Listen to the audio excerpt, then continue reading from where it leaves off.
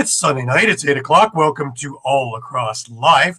I'm Gary Groob in Toronto, and with me, as always, I have Shawn Slaght and Moose Jaw. Shawn, how you doing? Doing pretty good, thanks, Gary. Excellent. And I have Muffler Mike over in Connecticut. Mike, how's it going? It's going good. Excellent. We have had a weird weekend, that's for certain. There's been a lot going on, and well, thank you, the fans, for making it even more interesting, shall we say. But we'll get into that all in a minute. ALL was exactly the opposite of NLL, with everything coming down to the wire in every single game this weekend. So lots of great stuff to talk about. But first, before we do anything, a reminder to everybody that all of our shows are streamed live across Facebook, Twitter, YouTube, also Twitch. Also, you can find us the next morning on Spotify. Remember, hit the subscribe, follow, and like buttons. Always share. Please follow all the affiliates along the Streampunk Entertainment Network. If you missed a show, no worries. You can catch it all on YouTube, which includes Streampunk Cinema, Streampunk Combat, Streampunk Sports, or, of course, All Lacrosse all the time, in which you will find a whole selection of all kinds of lacrosse wonderful things like retro games, interviews, library of shows, fights, press conferences, and a whole mess of other stuff. Remember, you can stay up to date with all sports by visiting streampunkentertainment.com with great articles from our huge staff of contributors. Also, a reminder that the show is brought to you by 60. 60 is Canada's newest and most exciting sports uniform and teamwear brand, delivering top quality uniforms and teamwear that reflects the spirit and identity of each team. Their commitment to innovation and excellence sets them apart, ensuring that every customer experiences the perfect blend of style and functionality. Unleash your greatness with 60. Remember to put down Laxtalk 10 on every single one of your orders for a 10% discount on every one of your orders. How do you get there, you ask? You can go to the QR code, which is in the center of your screen, or you can head over to Instagram and go to sweet_60. You can email them at info.sweet60@gmail.com, or go directly to their website at www.sweet60.ca/60. Jim and all of his associates more than happy to help you with any and all questions and orders. All right.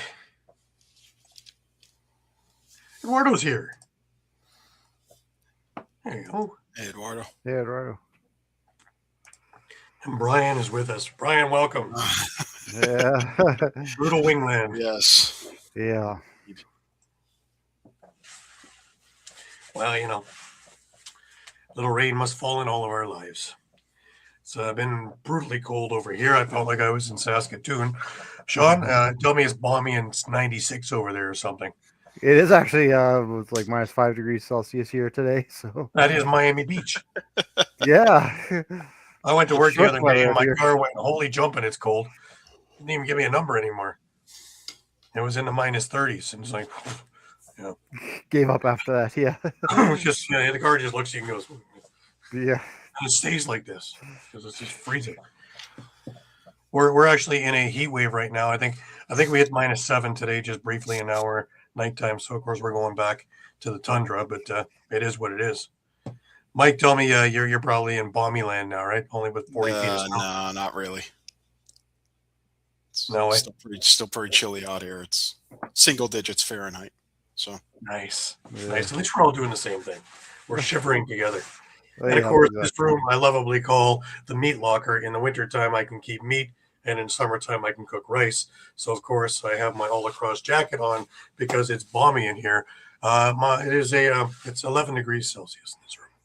So I'm hoping the TV lights will start to illuminate and heat it up nicely that I'll have to take the jacket off in the second half of our program. That would like I say, you could swing meat things in here. Rocky would love it in here, you know. Well, we had a number of things going on this week. Some interesting stuff. Why don't we hit with first of all, Buffalo makes some news by releasing Mike Triolo and Ron John.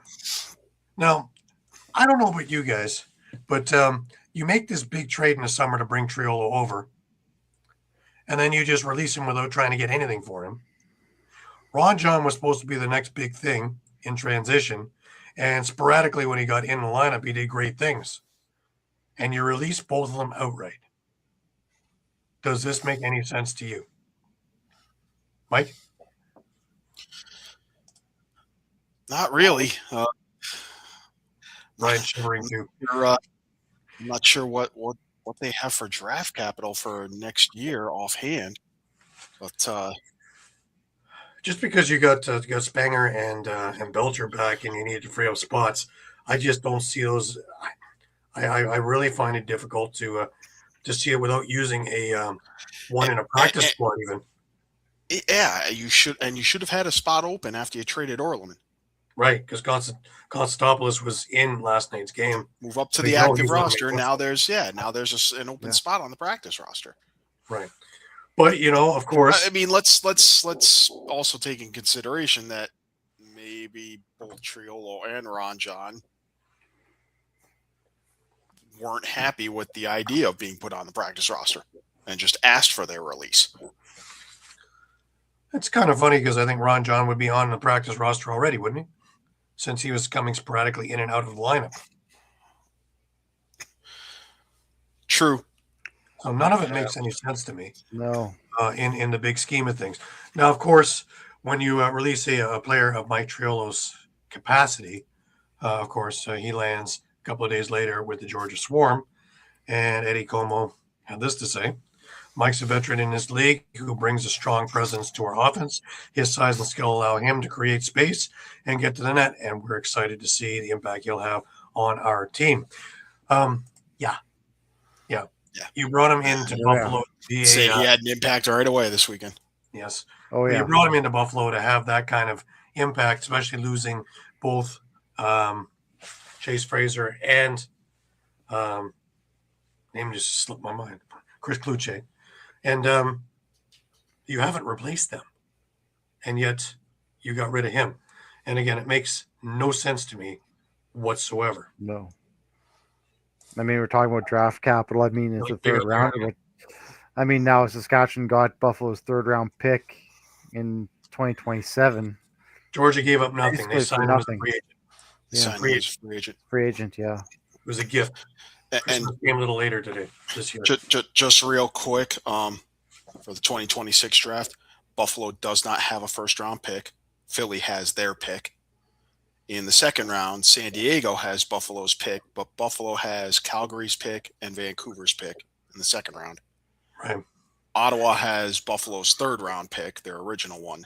And Buffalo has 2 third-round picks from Toronto and Vancouver, but I see asterisks, and I'm going to guess those are conditional.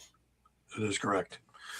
And, Buffalo's going to be replacing a lot of guys because that is an aged team now that is showing its age, as we're seeing week in, week out. It's not a one-off lately. And while they have the goaltending issue, I think sort of rectified with some youth. We're not sure how good it's going to be in the NLL yet, but you might see someone like Steve Priolo, Paul Dawson retire. You might see a few of your offensive juggernauts retire, which leaves you decimated. And working with third round and fourth round draft picks is not going to do it, not in the long term. So. Unless they're going to plan on doing everything through the free agent market, and we've seen how that doesn't work in Toronto, things are going to get a little dicey. Compensatory picks, not conditional. Yeah, with the asterisk. Thank you, Ryan. Appreciate that. Yeah. So, a couple other things to talk about. Ed Como again in the news. Of course, he had his 250th game coached. Congratulations, Eddie. Doug Jamieson, 4,085 saves, 19th all time. There is a milestone. Another one was Landon Kells. He just passed the 3,000 minute mark. That happened quickly. Yeah. The Firewolves again in the news, and they fired Daryl Gibson. Now, my question is, did they fire the wrong guy? relieved his defensive. I really haven't seen much of a problem with their defense. Offensively, they've been all over the place. I'm not sure if they got the right guy in this, or if they should have fired anybody at all. Really.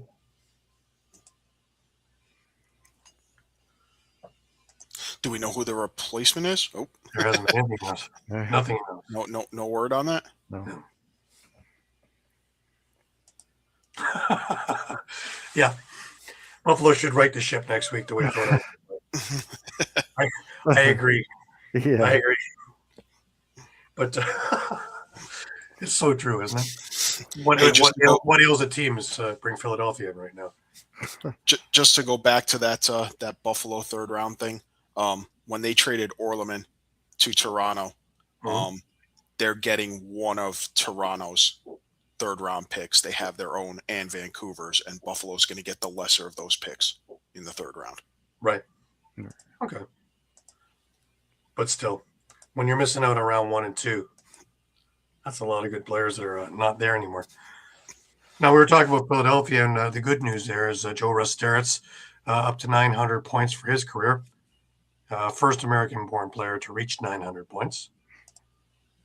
Congratulations, Joe. And Jordan Gillis. His third in franchise history in loose balls and caused turnovers. It's pretty impressive.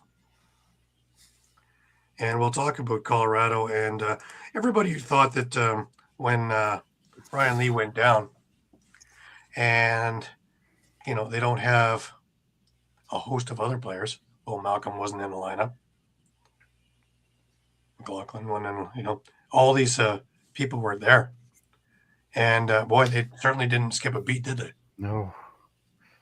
They look more powerful now than they have even up to the championship that they won. Now, here's an interesting one for summer ball, and I'll tell you where it relates to the NLL. Brooklyn and Oakville made a trade. Brooklyn acquired Aiden Walsh, which is interesting since they have Zach Higgins and Steve Orleman. And Oakville adds Justin Lee, which is great. The trade conditions, Oakville receives the rights to Peyton Cormier.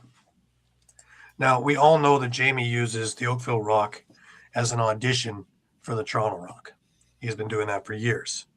Seen many a player come in there before they would be a Toronto Rock and see if they fit into the system. Oh, there you go, Mike. Replacing his Mike McKay. Oh. Thank you again, Ron. But now we were talking about, I was talking last week about whether they should either trade him or find a place for him in the lineup because he's too good of a player to be sitting in the press box for 2 solid years. All of a sudden we see this. Do we expect something down the pipe? Maybe to get him into Toronto? Just a thought. And to answer the question of why Aiden Walsh is there, he's not playing this summer. So it'll be Orleman and Aiden Walsh doing the Brooklyn duties. Unless Deacon Knott comes up and plays some of that, but he's been with Peterborough, right? So he's been doing the backup goalie for Peterborough for the last year especially. So interesting. Just to hit on to some ALL before we get into all the NLL action.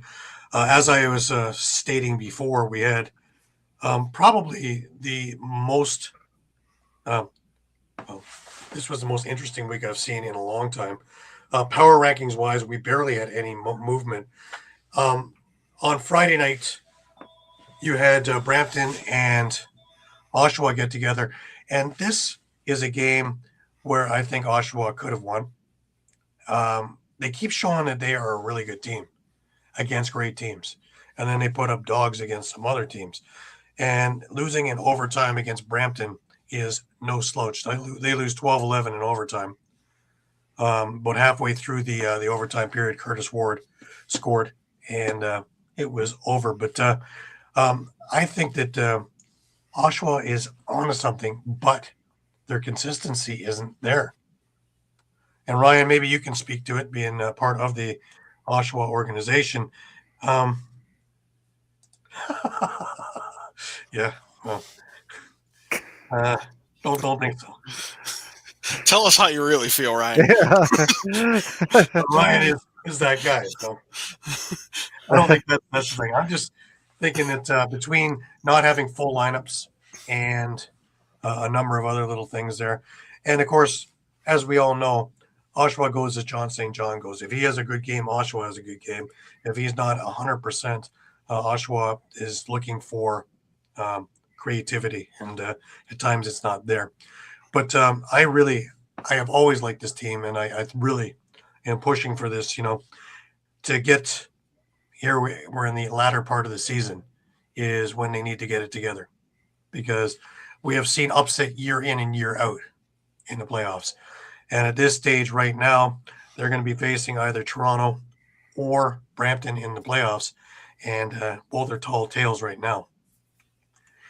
Moving into Saturday, we had a pair of games, and the Steelhawks just get by the Six Nations Snipers. Now, again, Six Nations has been playing. It's had some decent games this year, and it's had some not so consistent games this year. Whitby has been looking great the last number of weeks, and I really didn't expect this to be as close as it was. So kudos to Six Nations and Dusty Hill, who was the second star of the game, for being just stalwart in net. Ryan Shikowski, he was the first star, the Whitby goalie. But 10-9, a real good pitcher's duel in there. The later game was what's happening. Thank you for joining us. Appreciate it.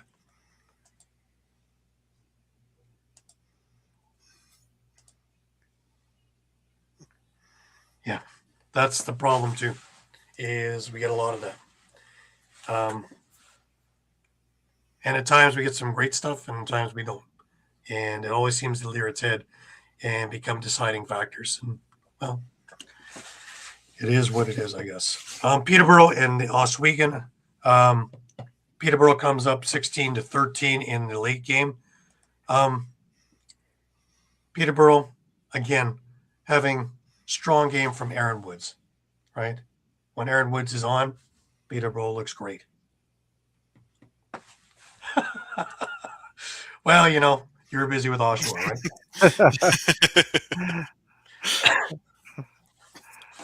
But from our perspective on the sidelines, seeing some good things. But again, Peterborough puts up a strong game. Eddie Renault, friend of the show for Oswego, had 4 goals and 2 assists in this game, and a bright spot for Oswego, who is still in the middle of the pack, but is yet just to get that final little oomph to get over things. We had a barn burner this afternoon over at the ILA, and it was Toronto just edging out Paris 16-15, and this came down to a goal from the Monarchs. Jordan Dance scored with just 25 seconds left in the game to be the game winner. And this is after Paris spent the last couple of minutes coming back from a 15-13 deficit, tying the game with 45 seconds. It looked like it was going to OT. And then Jordan Dance scored 20 seconds later and dashed all that. But the only movement in this week's power rankings was from Oshawa. They moved up 1 spot, and they moved into number 7. Six Nations took the spot number 8. They've been jostling all year. Brampton is number 1, Toronto number 2, Peterborough number 3, followed by Whitby, Oswego, Paris, Oshawa, and Six Nations. But if you look at it, with the exception of Brampton, it's sitting at 6-1. In second, and tied for second, is Toronto and Peterborough with 5-3 records. Whitby's got a 4-3 record. Oswego and Paris are 3-4, 3-5 for Oshawa, and 2-5 for Six Nations. So nobody is out of this thing per se. But going to be interesting. Upcoming this week is Friday night, you have Whitby heading into Brampton, which is going to be a great game. Saturday at track, I believe, is going to, yes, track is Peterborough and Toronto in another excellent game, as well as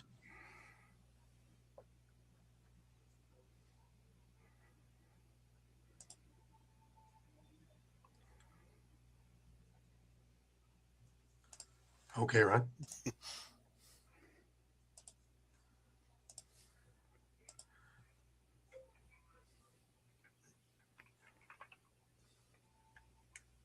All right. The ALL site's down. It's at 0-0 right now, according to the site there. 2-6. Sorry, 2-6. My error. I gave you credit. I must have been looking the wrong way at my turn.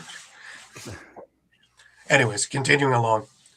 On Sunday, we have the Snipers and the Oswego Bears, which is going to be a hell of a game as well. So remember, for $10, you can't go wrong. You're catching NLL-style games, NLL-style talents. Got it. I got you. There it is. He is right. 2-6. Or Six Nations in Paris are sitting at 2-5. Right. Alrighty. Why don't we bring ourselves on? I'm going to bring Pat on. Pat, welcome. What's up, gentlemen? What's going on? Oh, one more bit of ice. Paris at 7 p.m. at the track as well. Oshawa and Paris. So it's going to be a big week for ALL. And playoffs are not far away. So everybody is going to be ramping up. How you doing, Pat? Well, you know, 6 straight losses. I'm close enough to the crazy house now. Let me just have a sip of tea for you. Sorry, Pat. Yeah, I don't know how can I take this anymore. 1-6, 1-6. You know, I thought we could be somewhat optimistic. I thought, you know, Michael Sowers and Brandon O'Neill were going to be the saviors of this team. It's not them. It's not the players to me. It's like I know, Brian. I know you and I have talked plenty of times. It's to me. I think it's the play calling. It's not Ian Rubel. I think it's whoever's offensive play calling is. It's one half they show you they can play lacrosse. Next minute, who's calling the plays here? I don't know. It's ugly. You have for the second and third quarter, they were just dominated by the Seals. Now the Seals have brand new life. This was a team that was going to be perhaps another bottom feeder with the Philadelphia Wings. Now the Seals have brand new life, being up with the Water Dogs. The Wings twice now. They got brand new life. Now everyone's clicking. You have Ben McIntosh scoring. You had Patrick Cavanaugh scoring. You got guys who are scoring up and down on that team. And the Wings have Joe Terrence, who got a hat trick, Gippy, and Michael Sowers. That's it. Like, there's no secondary scoring, no nothing. Yeah, it's not looking good right now, is it? No. In retrospect, though, you know, you're looking at San Diego, and they have found it now. Over the last weeks, San Diego, since the loss to Toronto, and since Chris Riglieri has come back in net, San Diego seems to have found some magic. But this is the same thing. Philadelphia gets off to a good start, and then they just run out of gas. Literally in the second and third quarters, they had nothing. They showed nothing. They did nothing. No, and they didn't get going until the middle of fourth quarter. And again, it's I'm seeing design plays where the defense look like they're getting cooked, in the offsets. Or I was watching Pat Cavanaugh come across the middle with his goal. They're just getting cooked. And like the week prior, you watch that game. I watched. They were very creative. They were assertive. They got in the an all set. They took their time. Then they went to go up tempo. And this team is not designed to go up tempo, because once you do that, your defense does not have time to plant their feet while everything else in the background is just going haywire. From Doug Marcus. Coaching's been a disaster since Paul Day was named coach. San Diego stopped their vet and is loading up with young players. Finally, what we've been saying before, and Buffalo's going to start getting into that now too, being too old, too slow, and not having it down the stretch. San Diego's changed that now, and they have a lot of young legs in there. Philadelphia is having all kinds of trouble meshing and getting things down. I mean, you guys would probably know more than I would. I mean, did they think that Michael Sowers and Brandon O'Neill was just going to be their light saviors and just save this team from a demise? Well, they put all their hope actually in Brendan O'Neill as being a number 1 overall pick. And, I know it would have been a whole lot of bad press to not pick him first overall. But when you're resting your franchise on an American field player who really had no box experience, that's hard. And you're starting to see it now, a couple of years into it, where he's not overwhelming. He's not a Jeff Teat. CJ Kirst is looking great as a first overall pick. And here you don't have that same thing with Brendan O'Neill. No, you don't have that. I mean, you don't. It's different because, again, there's to a me, big point there too from Doug Marcus is that there's no one sitting at the table. When you lost Mitch Jones, you have nobody to replace him. It's not so much that you don't have a scoring thing. You don't have anybody to set it. And I've been saying it for weeks.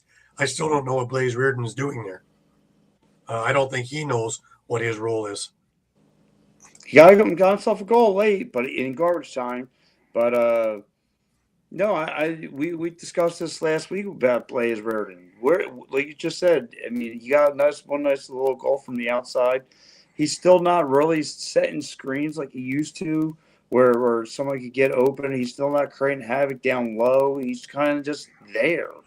Like I said, secondary scoring, like last year too, was a little better. You had scoring from Dalton Young and some of those other guys. You're not having any of that. Like, I haven't get to see Bo Columbus on the field, in this box game. You still have again, you just kind of rest your hat on Brandon O'Neill and Michael Sowers to kind of carry you through, and yet you don't have guys who are scoring. Like, yes, Eric Fennell gets on the scoreboard. Phil Caputo's here or there, on the scoreboard. But again, those guys are your secondary scorers. Dalton Young kind of took a step back. Chris Corbell, I mean, he was a better scorer for you last year. He kind of took a step back, even though he's winning more and more face-off battles sometimes here and there. Sam Clare, you don't see him anywhere anymore. So again, that's kind of things are hurting right now. Right. Well, what do you think needs to happen? I don't know right now. Marcus has an idea. Yeah. I'm curious to know what's on the mind of Uncle Paulie. Because Bill was a good transition guy though, and I don't think he's doing that. Yeah. And it's not so much being a great scorer, but he would at least facilitate some of the other things that was happening, and we don't have any of that going on there. No, and you know what? It's crazy because I hate to be that team, but the Philadelphia Wings right now, or the Get Right games, you've seen it now, right, with Vegas. Ever since they mopped the floor with Philly, they kind of gotten themselves. They've been running the ship. They've been playing better. You see now with the Seals getting 2 wins. Now they're starting to smell themselves. So it seems like whoever plays us, you can work on your practice guys and. You could treat like an expedition and treat like a preseason game and get things right and feel good about yourself. Right. Yeah, I won't disagree with that. I mean, next week they go into Buffalo, and Buffalo's looking to get right. Yeah. And then the week after that, they go into Calgary, and the first of a doubleheader for Calgary. Oh my gosh! And Trenton, here they go. For Calgary to get right and to warm up. So. It's a little bit more of a drive, isn't it, Pat? Trenton, they call it. Listen, they might be moving up the road. And like I said, it's just terrible because I got hyped about this defense. I got hyped about this team. I try to be optimistic to say this team was going to be a sleeper. Don't because they got Brandon O'Neill, because they got Sowers, because they were going to be led by two young puppies. Joe Dress Jones was just going to be a journeyman. He was going to help facilitate. I expected this kind of production from Joe, and but not like this. I didn't think it was going to be this bad. Like I said, there's no secondary scoring. The play calling has been abysmal, where they try to go up tempo. It's only backfired this team because the defense don't have enough time to get on the floor. If there's anything a plus though to take away from all of this, is Nick Damu. Nick Damu has been playing a lot better between the plays, despite the losses. He's been laser focused. I've seen him. It's a shame because there's no wins to go along with his hard work, and it's a shame because he's putting in some laser focused work I've seen from him. Yeah, no, to your point, Pat. I mean, I think that's what we said all season. Is it looks like the Wings have the pieces, and I always want to put it to the analogy of a jigsaw puzzle. You have all the pieces, but they're just scattered everywhere, and you just don't. There's no way of putting it back together. Like you don't even know where to even start. Like, and it's weird. Like you're right too, Shawn, because it might start in the shot department. I mean, they gave up 62 shots. Yeah. No. And I mean, as well as Damu's playing, when you get pelted with that much rubber. It's true, and let's also remember that he did get pulled, right? As Ryan brings up too, he got pulled after 5 goals that really weren't great, and Deacon came in and played the rest. That's true. Yeah. But I mean, look at last week, right? You had Nick Roswell, who gave Trevor Batiste, one of the best faceoff players in the league, trouble. Yeah, you're winning your faceoff battles last week. What did we all talk about last year? You start from the inside out. You start at your faceoff guy.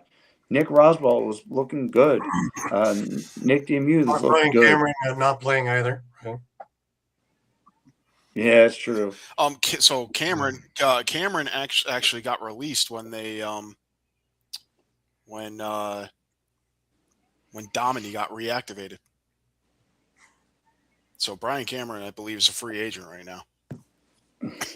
And then we didn't have they didn't have Nick Rowlett this weekend.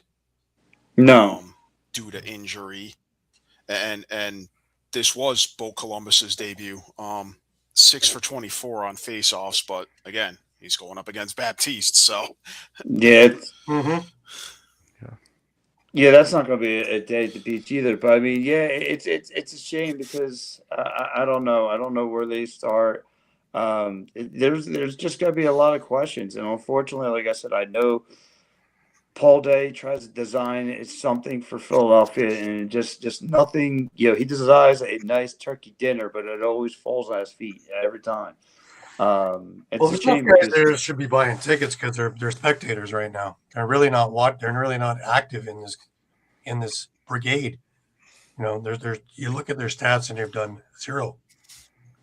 Liam Patton started the year great and really has fizzled. Yeah. He's fizzled nothing, right?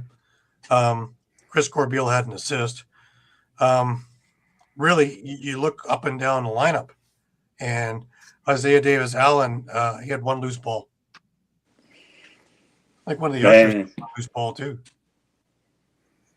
And that's crazy too, because again, there's the second they leave, the defense leaves any kind of holes too. You speak on Isaiah Davis. There's times I see him getting cooked at times. I'm like, what's going on? Like I said, what is the message with this team? And it's got to start at the top. It's got to start at the top. As far as GM, he's trying to do something. I know Ian Rubel wants. He said from day one he wants to play smash mouth defense. That's going away. So what's defensive coordinating, offensive coordinating? Like what is going? Like what is the operation of this team right now? From all around. Well, Rowlett is he's better than expected. But you have so many guys that are just flailing right now. Yes, I'll absolutely agree with that, Doug. But But on the other side, when we're talking about San Diego, and they're Connor Robinson. What a breath of fresh air that's been recently. now that he's back in. And 3 goals, 3 assists yesterday, and just doing what he wanted. Zach Currier, 2 goals, 3 assists.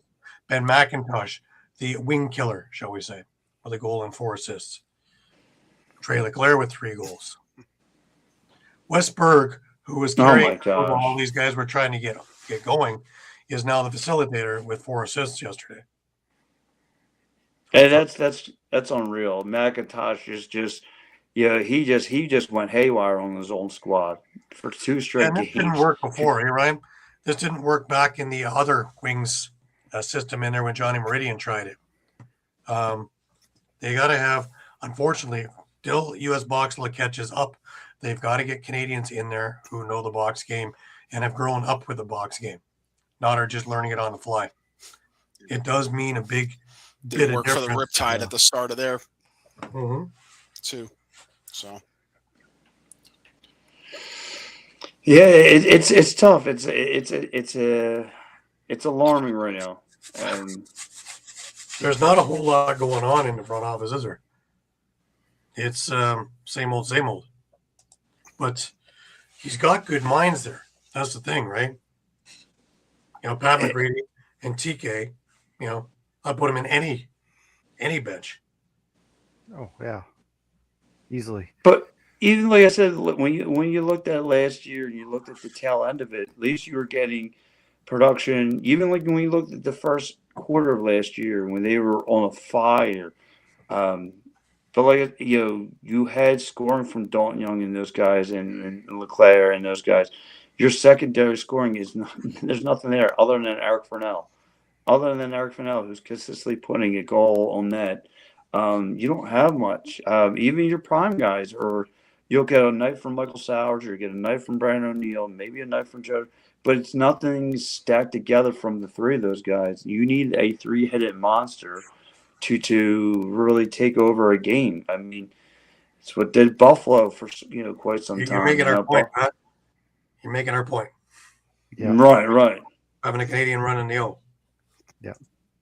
One step that jumped right out to me, Pat, we were talking about Brendan O'Neill, 8 shots, and none of them dropped. Oh my gosh! Like, is that shot selection? Like, that should not be acceptable. Like, it's funny, and it's funny too, Shawn, because I asked him last week. I said, I noticed you're taking a lot more outside shots now. I said, is that something you like doing? He's like, oh, it's just, and you kind of replied as in like, that's where he likes, that's where he's seeing his shots at. Like I'm not seeing no one getting creative, going down low, trying to get physical, trying to make some big play down low, trying to go like a wrap around behind the net. It's always, just trying to. He's tired of taking contact from playing in dirty areas. It's a field thing, right? You can take long shots when you have the big net on the field, but you can't get right in the box. Like, there's nowhere to hide from these big guys, And I noticed that too last year. I mean, it was a welcome to the NLL. Michael Sowers. I mean, these guys were popping him like a fly on the wall. I mean, they were smashing him, and it's a totally different game from the box to the field. The field, at least you have some more room to make some plays. Box, I mean, you really got to be creative and get your shots off quicker, because if not, you're going to deal with some big buyers are going to come in and hit you.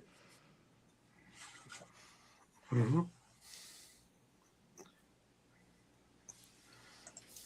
You always have to have guys. You have to have guys in that crease. You have to have guys that are going to make and create havoc. And here goes another one too. Yeah. Make these another problem. Uncomfortable. Because otherwise they're going to zone in, and what is Matt? What would Matt Vince have his most success with? Having guys all around him, making sure nobody was near, so he could get the shot he wanted to see. Yeah. Whenever you made him uncomfortable and got him under his skin, that's when you had the most success. That dated past where he is now in Buffalo, past Rochester. That goes all the way back into the Orlando days, the Titans days. As soon as you got under his skin and you were inside his grill, that's when he wasn't paying attention to what was going on. True.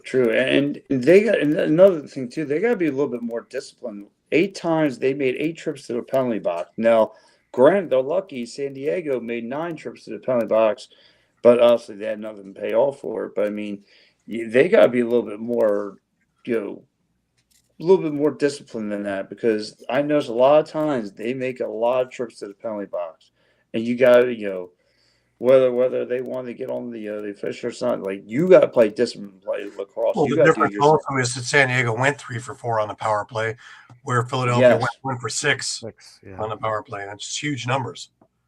Yeah, Gonna yeah. count. It's not football. Yes, You but can't they normally define have a penalty. very good and effective power play unit. So Yeah, they got to play smart lacrosse anymore, and they're not doing that either. It's just like you said, it's a free for all down there. It's just do what you, and it's just got to be more strict. I don't know if you want to pin that on Ian, you want to pin that on Paul, or just on the players, just not responding to what needs to be done. Because I did see them play panic lacrosse too last week, just from the box itself. Like you get a better eye view of when you see them trying to make a design a play, and you can see them in a panic mode. It's just like, oh, you're already cooked. You're already cooked at this point. Yeah. Well, Dallas Alex said that always, right? If I can see it, I can save it. Mm-hmm. So the idea is to make sure that he's not seeing it and distracted and all the rest of the things that go along. Plus, as Johnny Davis always said, shoot bouncers. Nobody knows where they're going. But and Pat Gregor, bounce shots go in, right? Yep. Mm-hmm. Mm-hmm. So Now, yeah. Pat, let's talk about this new post game show that you have going on in Philadelphia. Talk to us about this. Let's see what is all entailed in it. Are you having wings on? Are you having guests on? Or just recapping games? What's going on with it?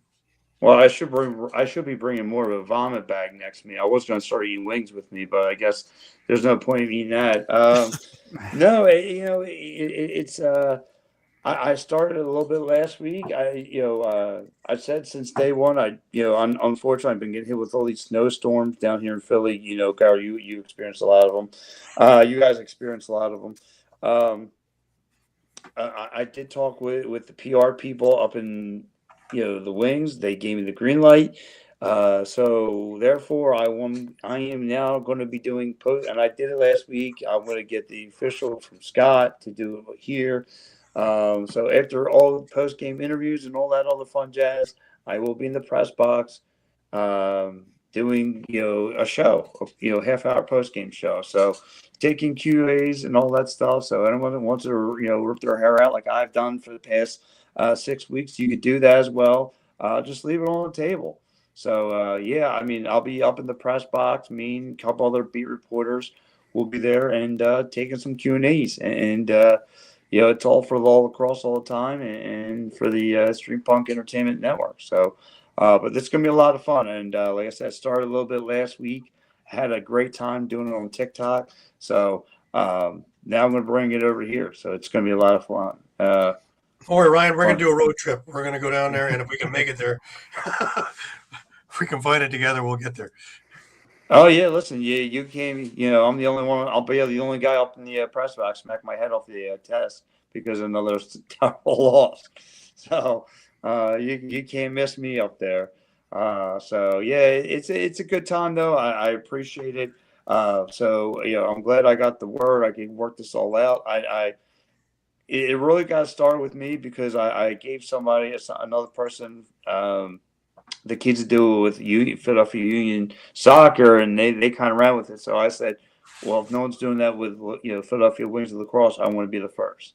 So and here I am. Nice. So Nice. I'm real excited to carry the light and more frustrations.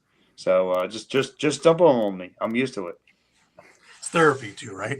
You're able to It's work therapy. It's stuff out therapy. on We air. can all talk it out. How bad I am is covering the games. How bad it is just overall.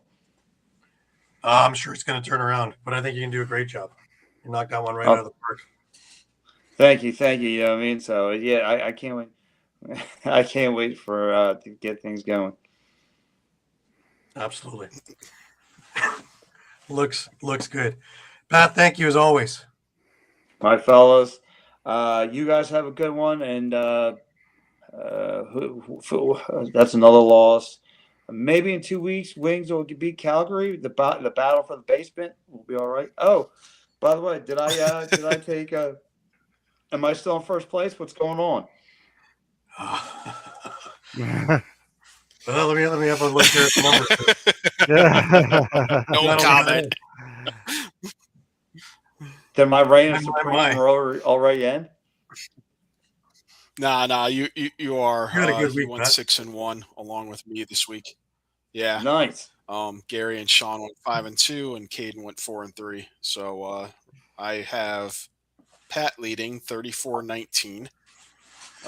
Shawn 1 game behind, 33-20. Gary at 31-22. I'm a game behind Gary at 30-23, and Caden is You're where, in the Mike? basement at 27-26. You're where, Mike? You're 7 games above 500. What? What? What? If I took the last 4 years and put it Yeah, together, I do have you above you'd be 500. 7 games above 500. Wow. But fellas, I mean, I got one more question to ask you before I get out of here. You know, I know the Wings are stinking it up, but what's happened to Rochester? I mean, I thought there was only 3 teams that you couldn't touch in this league: the Saskatchewan, Colorado, and Rochester. And We got 2 out of 3. That's what yeah, people, I don't know what 2 out of happened to 3 ain't bad. Rochester. Rochester's falling on a few hard times right now, and Yeah. Woo. we'll get into all We'll that. get that. All the fun, Okay. all the fun involved in that one down the road a little bit here. I'm sure there's a lot of people going to chime in on things about that, and wow, that's all I got to say is wow. Well, and it looks like Georgia kind of found themselves again. So, but all right, gentlemen, I'll catch you later, and go Wings, I guess. So, see you. Absolutely. You're bad. All right. Man, is that good is correct, and they're actually getting their act together. That brings us to our second game on Friday, Shawn, and that was well, it didn't look like Saskatchewan flew in until later, but you know, or is it that they are just so good that they spot teams 3-goal leads and then start working? They just figure they'll just play with their food for a little bit, and then yeah, a bit of a crazy one because I think you know, Calgary played about half a quarter, jumped out to a 3-goal lead, and then the Russians said, you know what, enough of this, let's just stop it here, and went on a 7-goal run to take a 7-3 lead at the half. Then, you know, in the second half, you know, Calgary, I guess you could say, kind of got things back together again, but they really couldn't gather any momentum. Every time they scored, Saskatchewan had an answer. They'd score, Saskatchewan would have an answer. Even then, they'd score, Saskatchewan have 2 goals. So they really couldn't find any type of momentum in this. And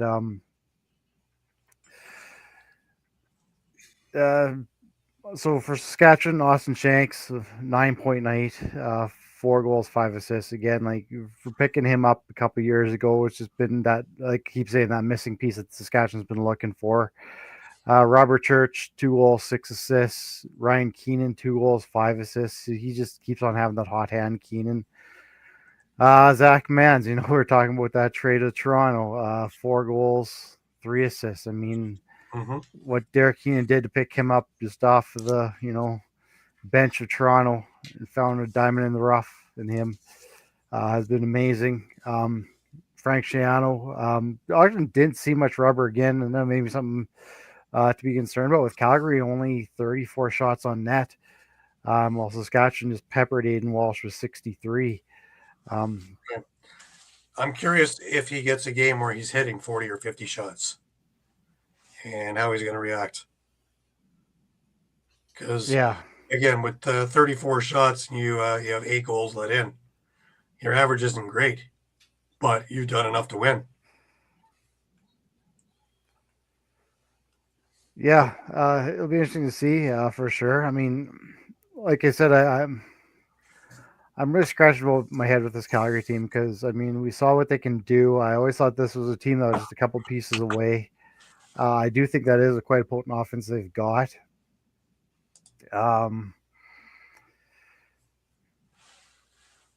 Yeah, I mean, and, you know, Keenan, to Doug's, you know, comment there. And Doug also had to think about Como's system there in the Swarm, and it's true. Every couple of years they rebuild, they buy in, and away they go, and here they go again because they're working with 8 rookies in their lineup. Saskatchewan's doing the same. They're bringing guys along some from the draft onward to buy into the system, and here you are. I think that's just what makes Derek Keane such a great GM is just his building through the draft and just being able to find that young talent through the draft that maybe someone's overlooked because, hey, I know this guy can really play the box game. Well, I don't think it was any fluke that through 2016 through roughly 2018, it was all swarm and rush, swarm and rush. And when you looked at the draft, it was all swarm and rush and swarm and rush because they knew how to build. They knew how to stockpile picks. They knew how to build through the draft and then get the extra piece here and there. Then even through those rough years again, I remember, Derek King coming out and saying, just trust in me. I can rebuild this. I can do it. Right. But again, for that point too, with Aaron Bold at the helm to win a championship, Frankie's just as good, maybe even a bit better. Frankie is always there in the finals, so it's got to be something for him, right? Yeah, it's just getting over that hump now and winning a championship. Whether it be with Saskatchewan, he's there, so he can get you there. It's can they get over the hump with him in net? Because I've yet to see that happen yet. But they're looking more powerful than anybody in the league. Well, we talk about the offensive depth. Like you had, again, Manza 4 goals, 2 goals from Church, 2 goals from Keenan, 4 goals from Shanks. You had a goal from Brock Haley. It just comes from everywhere. It's just there was so Levi deep. Anderson sighting this week too. Yeah. Levi Anderson, he had an assist, but I mean, Josh Zawada had an assist as well. Even the young guys are contributing. A little bit of an interesting note, we did have one fight in this, and it was like 2 guys you probably wouldn't even expect dropping the gloves, and Jake Boudreau and Matthew Gauthier. I found that was kind of amusing a bit. It was a pretty good fight. Never mind. Yeah. Pretty good fight. But I don't think he's ever dropped the gloves before, has he? I don't think so. I don't remember Boudreau dropping the gloves at all. Like I say, they both look like they belong. So maybe there's something in the future. But it did get kind of chippy and ugly in the second half, and Calgary was starting to show the signs of the frustration of this. Yeah. And the last couple of weeks of just utter despair. And it looked like things are going okay, and then it turned south so quickly. And the end of the game also, a number of little things going on that some got penalized, some didn't. But it was interesting to watch. Definitely interesting to watch. Yeah. Again, like it's just even with that 3-goal lead, you just feel like okay, like the Russia's offense is going to explode at some point. It just seems like that's the way it goes. Here's the interesting one: is that this week Saskatchewan has got San Diego. So a couple of weeks ago, I would have made this just a lock. The way San Diego's been playing, I think that the style that San Diego plays might be the one that makes Saskatchewan work harder than some other teams. What do you think, Shawn? Yeah, no, I have no doubt. I think that game probably going to mean more for San Diego and Saskatchewan in the litmus test and see where they actually are. Right. Calgary gets Ottawa. Now, Ottawa's been floundering as well recently, ever since they beat Buffalo. And my question with that one now, just to get off of this for a second, is with Ottawa, we touted it as this big victory. But ever since that victory, Buffalo hasn't done anything. So does that taint that victory and make Ottawa a middle-of-the-road team? Because they've been beaten pretty soundly the last couple of weeks since then. Mike, what do you think? I'd agree with that. They've looked pretty Mediocre at best, All right? teams have looked pretty pedestrian since that game. Yeah. Yeah, like I say, just kind of mediocre at best. And we already talked about it last week or the week before, where Ottawa's already played more than half of their home games, and they have a losing record at home. Right. So the back half of their schedule is going to be mostly on the road. I'm thinking so for the Bandits as well, because they played a lot of home games too. They have the next week against Philly will be their halfway At point. home. But they're Right. 2-2 right now. So Alrighty, let's move on then. We move on to Saturday. remember that they don't have those easy opponents at home either. Right. After Philly, their remaining home games are Colorado, Rochester, Saskatchewan, and Vancouver.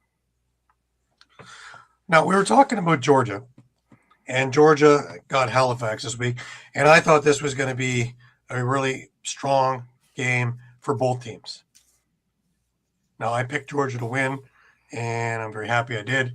But what's going on with Halifax? Because I haven't seen anything in weeks. Good question. You can't blame it on discipline in this game. They're just not. They're just not getting the production out of the.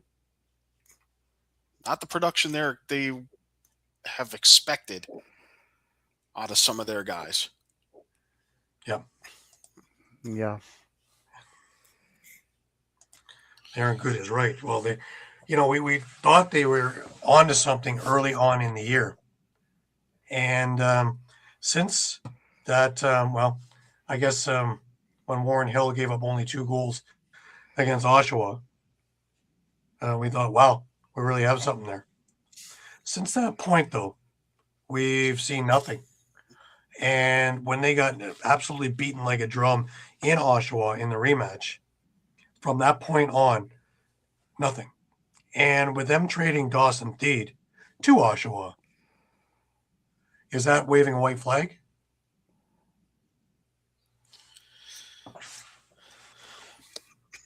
You almost feel like sure, that's- right now it sure Yeah. feels like it. They're fairly one-dimensional right just now, looking right? I'm just looking at the box score. I mean, you got a hat trick out of Jason Knox, so there's kind of When he's your leading positive, scorer, if you're you in will. trouble. Yeah.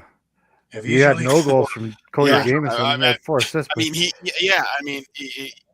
he has more of a chance to play now that Theed isn't there. Well, he hasn't seen much of the lineup either. That's nobody's missed him, right? Yeah, and to Ryan's comment, I mean, I don't think Bowhunter's playing transition or defense right now. I don't even think he's playing offense. He had one loose ball. Originally drafted. Yeah. Well, he's supposed to be an offensive juggernaut, right? He had one loose ball in his game. In other words, half the game. Yeah, I mean, beyond that, the practical non-existence of Brendan Bomberry continues. 2 assists. They only got a goal and an assist out of Clark Peterson. So Tarafenko with 1 assist in transition. They're definitely not getting the transition production that we're used to seeing. I'd say that's certainly a part of it. Who can control the whole floor? Kostiuk. Yeah. But we didn't see anything out of him either. Kostiuk, and you could argue Withers too. Right. Withers has got a broken finger though. Because of the amount of face-offs he wins and the number of times you see after a face-off win him, head towards the net. But here's the question also. Instead of turning the other What way happened? And regrouping. What happened to the transition game? There is no transition. There's no transition. Tyson Bell, nothing on the steps. No points from Tyson Bell. No points from Colton Armstrong. Withers, nothing. So Withers, nothing. You go up and down the lineup, really. If Wake Riad is doing that as well, no points from him either. You expect a big goal or 2 from Cody. He had 4 assists on the night, no goals. Randy's thoughts. Once again, I state 13 shots, 2 goals. Is it just there and then the ball's gone and there's your 30-second clock? It's different when it's Six Yeah, I Nations mean, in if the summer. those shots are ill-advised, I mean, A lot of them were. I'm all for A lot of them were I'm all shots for a that guy shouldn't being have. confident in his shot, but when you're just They're not when you're just dropping. shooting willy nilly. But even Clark Yeah. Peterson wasn't getting anything going his way. He had 7 shots, 1 goal. These are the guys that have to score if your Yeah. team have any chance of winning. That's the Clark Peterson's one that jumps right out to But me could because you- he's like could- a 4, 5, 6 point guy. Like he to put up 2 points that's hampering your offense completely. Once again, if Jason Knox is your But top could you scorer, argue that at least? I was going to ask it. Can you at least argue that the majority of Clark Peterson's shots have actual purpose to them versus Randy Stotts taking 13 shots and? but you half know of them early just- on if your shot's on or not. You know it. If it's off by an inch, you know it. If you're just not feeling it, you know it. And you can't put the entire team's offense in jeopardy while you're trying to find it. It's just that doesn't work. I'm just worried too with that So trade do with you feel Cedar. like Stotts is doing that regularly to the Yes. team, hurting Yes. the team by trying to find his shot, Yes. taking so many shots, trying to find his shot? Yes. Yes. But I'm curious the other side too. With the trade with Theed, are they maybe missing that big body offensive player that they had in him that could clear some room? But reality is if it's not going, it's not going, right? There has to be other ways to do it. If you're taking 13 shots, you're scoring twice. There's a lot of things flying. So, there's got to be, if we're working as a team and not as an individual, there has to be other things.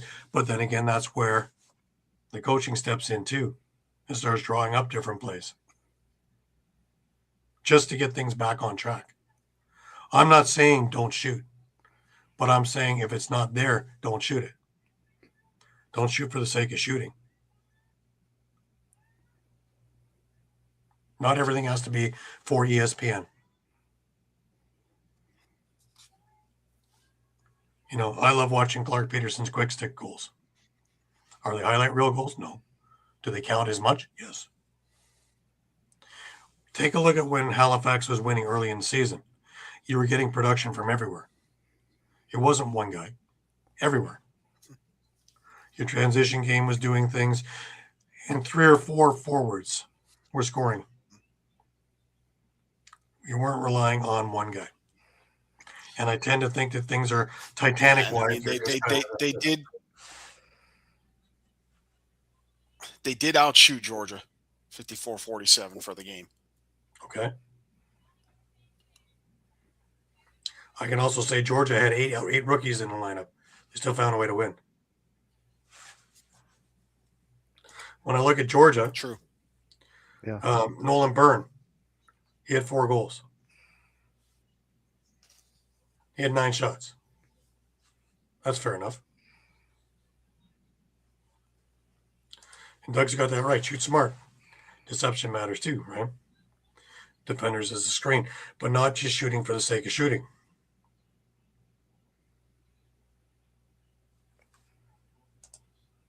Henry, welcome. Appreciate you tuning in.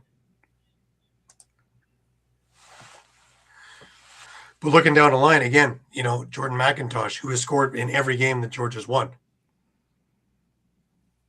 was in there again. Goal and 2 assists.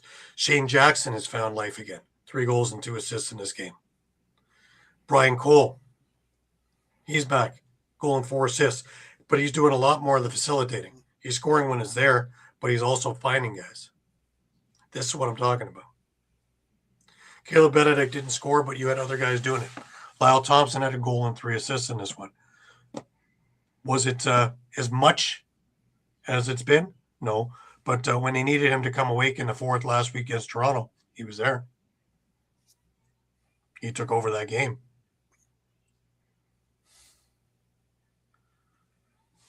Just seeing if if there's something there that we're not looking at.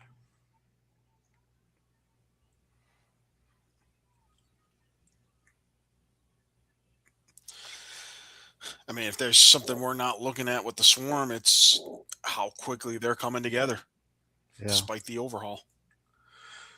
Yeah, they bought into the system.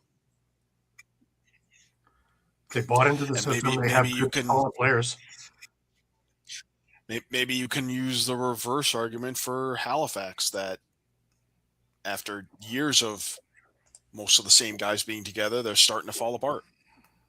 Right. Well, maybe it's time to start moving some guys around then, right? But they moved Theed. Was that the right guy to move? I know, because it seemed like that was kind of the point I maybe was getting at. It seemed like the offense was at least kind of doing something with Teed in the lineup. Then you move he was him, a and bull now in all the of a china sudden, shop. He would go inside. He'd be a freight train to try and stop him. and that's what I said. Like, are they missing that big body now? Yeah, but I mean, if they trade get the same kind of production out of Jason Knox that they got this weekend, right? I'm not gonna look at the trade in a bad light. Now, here's a stat that has gone down for the good, is that Halifax only had 3 penalties in the game. Yeah, that's what I said earlier. You can't blame it on discipline this time. Nope. Well, Dawson Theed's not there. How many of those penalties did he take? Right? And then you get Tyson Bell taking penalties. True. Yeah. Right. Bell was there, and they only had 3 penalties through the game. And the power play didn't kill him because Georgia went 1 for 3 and Halifax went 1 for 3. And possession-wise, Halifax, Withers, 19 of 21. Which, again, puts that argument, is having a solid face-off guy be all end all. I'm starting to believe no. For a while there, I was convinced yes. But the Rock have been doing it now without T.D. Erlin all season. Georgia won handily and won 2 faceoffs all game. And I'm certain if I look at the tape, it is because they jump quickly, not because they won it.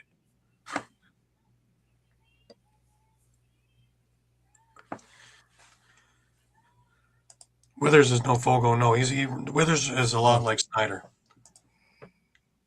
And he can do an awful lot more.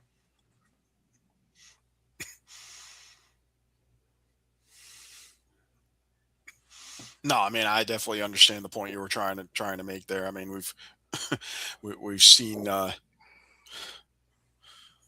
don't know how many times now, but it's starting to fill up at least one hand where we've seen Withers have a performance like this, or even better, a perfect game at the dot, and Halifax still loses the game. Yeah.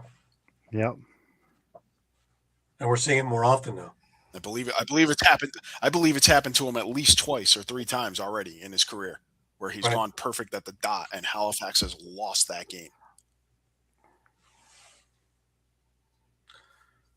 So what's the answer, you think?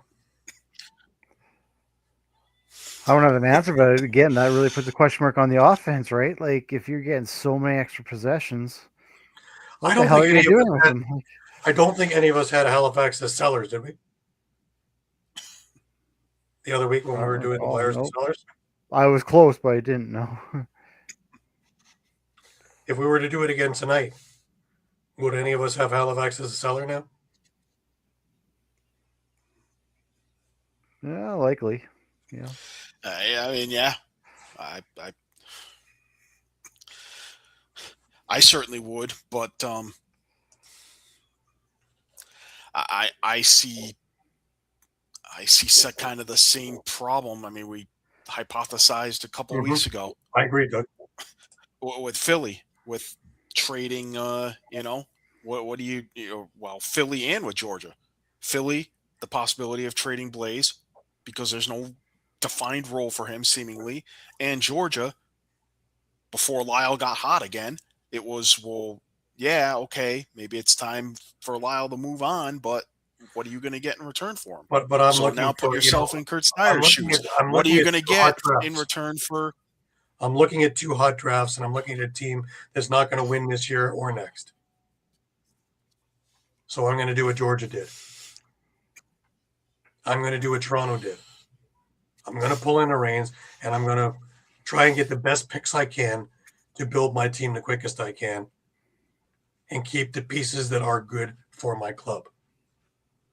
That's what I'm going to do. If I'm going to be a seller, I'm cutting bait. I'm going to get as much as I can for everybody I'm going to get rid of and rebuild. And if we can do it quicker, great. They do have 3 first rounders. They have their own. They have Toronto's. Yeah. And then this must be a compensatory, maybe. But it's Panther City via Albany. Okay. So this is from something from this. I'd have to guess this is probably from like the Jake Fox trade or something from 3 years but ago. Just using that as our guideline here, the strongest draft in years is coming up. And you have 3 first-round picks. And if I can get rid of a couple of guys who aren't doing what they're supposed to be doing and get a second-round pick for one, maybe a first round, maybe not, for another, and maybe a utility player for now. Maybe I can get a diamond in the rough. Maybe I can resurrect a career from somebody else too.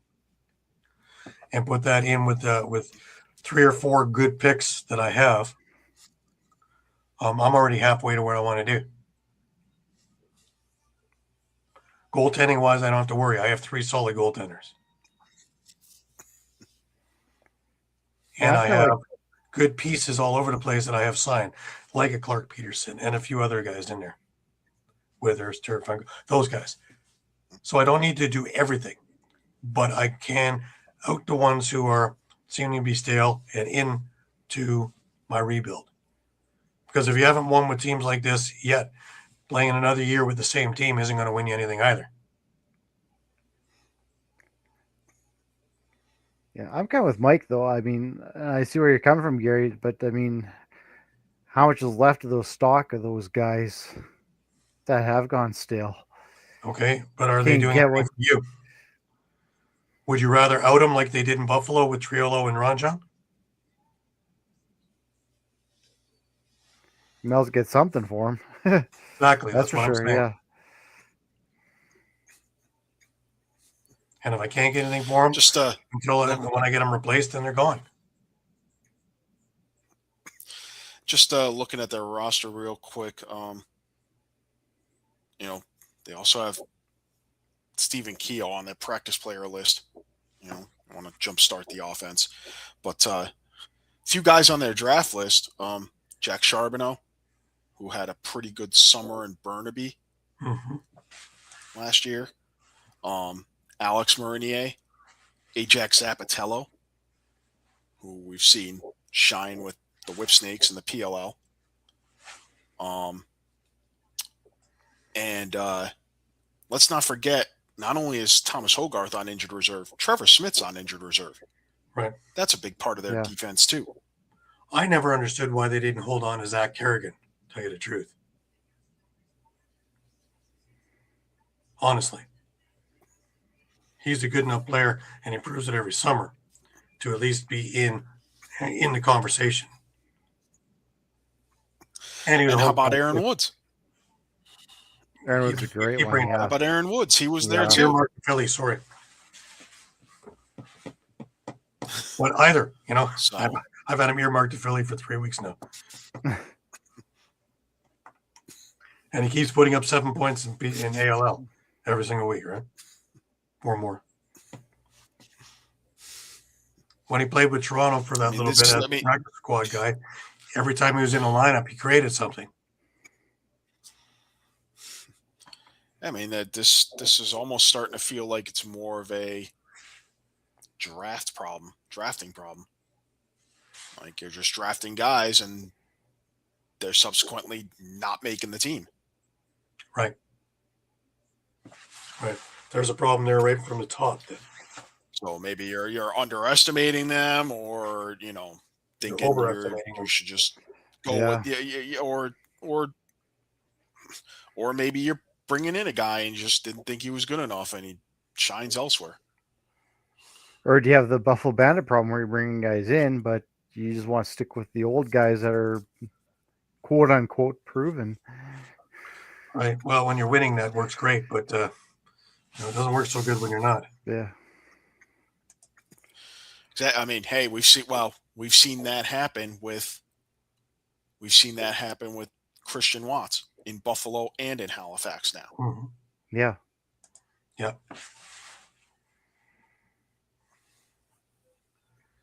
Well, all right, let's move on. We got a lot of games still to cover.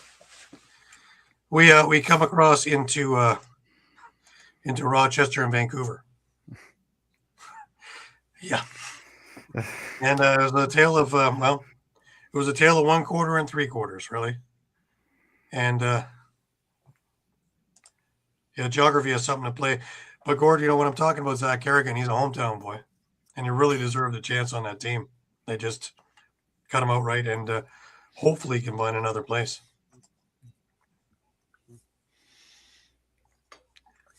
Alrighty. Let's have a look at this Vancouver-Rochester game. And, shall we address the elephant in the room right off the bat? Let's get into it, I guess.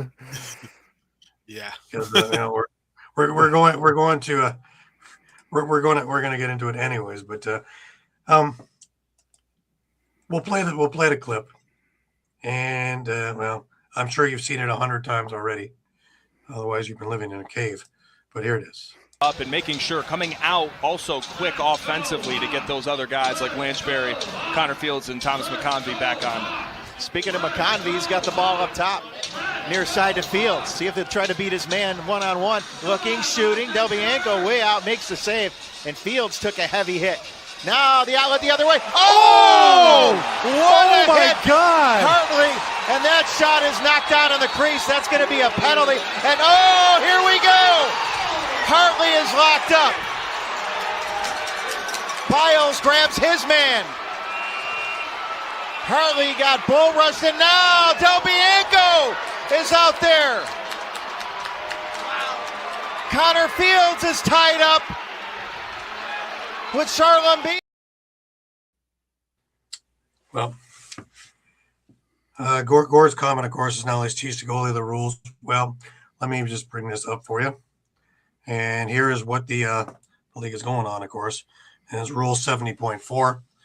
A goalie or player must give a fast-breaking opponent the opportunity to gain composure after receiving the ball, provided the player being checked is not in a vulnerable or a defenseless position, which may include a player's head being down or unaware of an impending hit or significant distance traveled by the player making the hit. An inappropriate penalty for illegal body checking shall be assessed based on the severity of the illegal contact. This is case study for all of that. Every single point on there. Was it exciting? Yes. Was it ill-advised? Yes.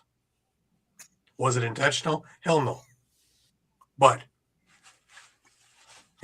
remember Carson Long and okay, I mean, that's the whole reason why that rule's in place now, right? Yeah. And Long never played again, and though he got up and looked like nothing was wrong when he walked away. And Shawn, Shawn talked. We talked about it with Shawn off the air, and I think he hit the nail on the head. It's what I think they're leaning on more so than anything is the significant distance traveled. Yeah, he was nearly he was halfway between the crease and the because Steph Charbonneau's head was up. Whether he was aware of the impending hit, or probably not. He was if you watch his head, he was looking back. He was looking back to catch the pass, and as he turned, he got hit. Right. So I don't know whether you can say he was. Point here, though.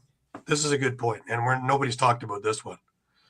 Over under 5 minutes of gameplay before Subak runs through Hartley in the crease. Remember, Hartley's had all the concussion problems also. So a hit like that through him, that could be the end of a career. Then we got a real problem. So we're maybe saving things. Yeah, here. I mean, and well, and Ryan's right on that one too. He finished the season, but that was it. Long never played after that. That's true, but obviously we haven't gotten quite to the end of this whole whole discussion, but with the match penalty, it's going to carry at least a 1-game suspension. with rumors of it Talking being about 3. potentially. 3, which could be massive. Yeah.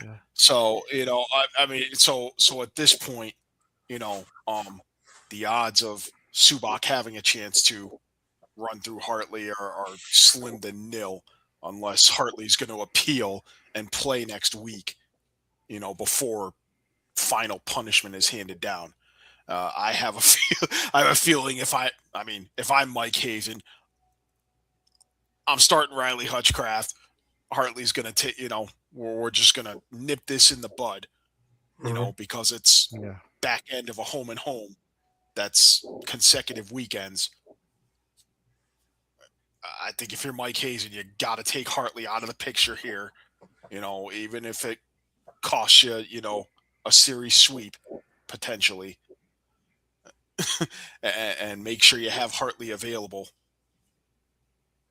for the remainder of the season, whether it's, 2 games from now or 4 games from now, depending on the suspension. Yeah. And you don't have to worry about Vancouver until you potentially run into the playoffs. So, Right. Yeah.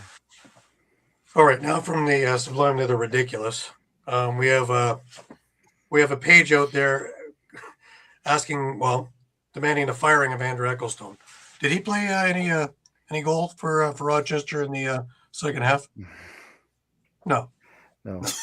And even if we want to go back to this hit, like you said, Gary, was it intentional? Maybe not. But by the rule of the book, which is what the refs have to go by, that was a penalty.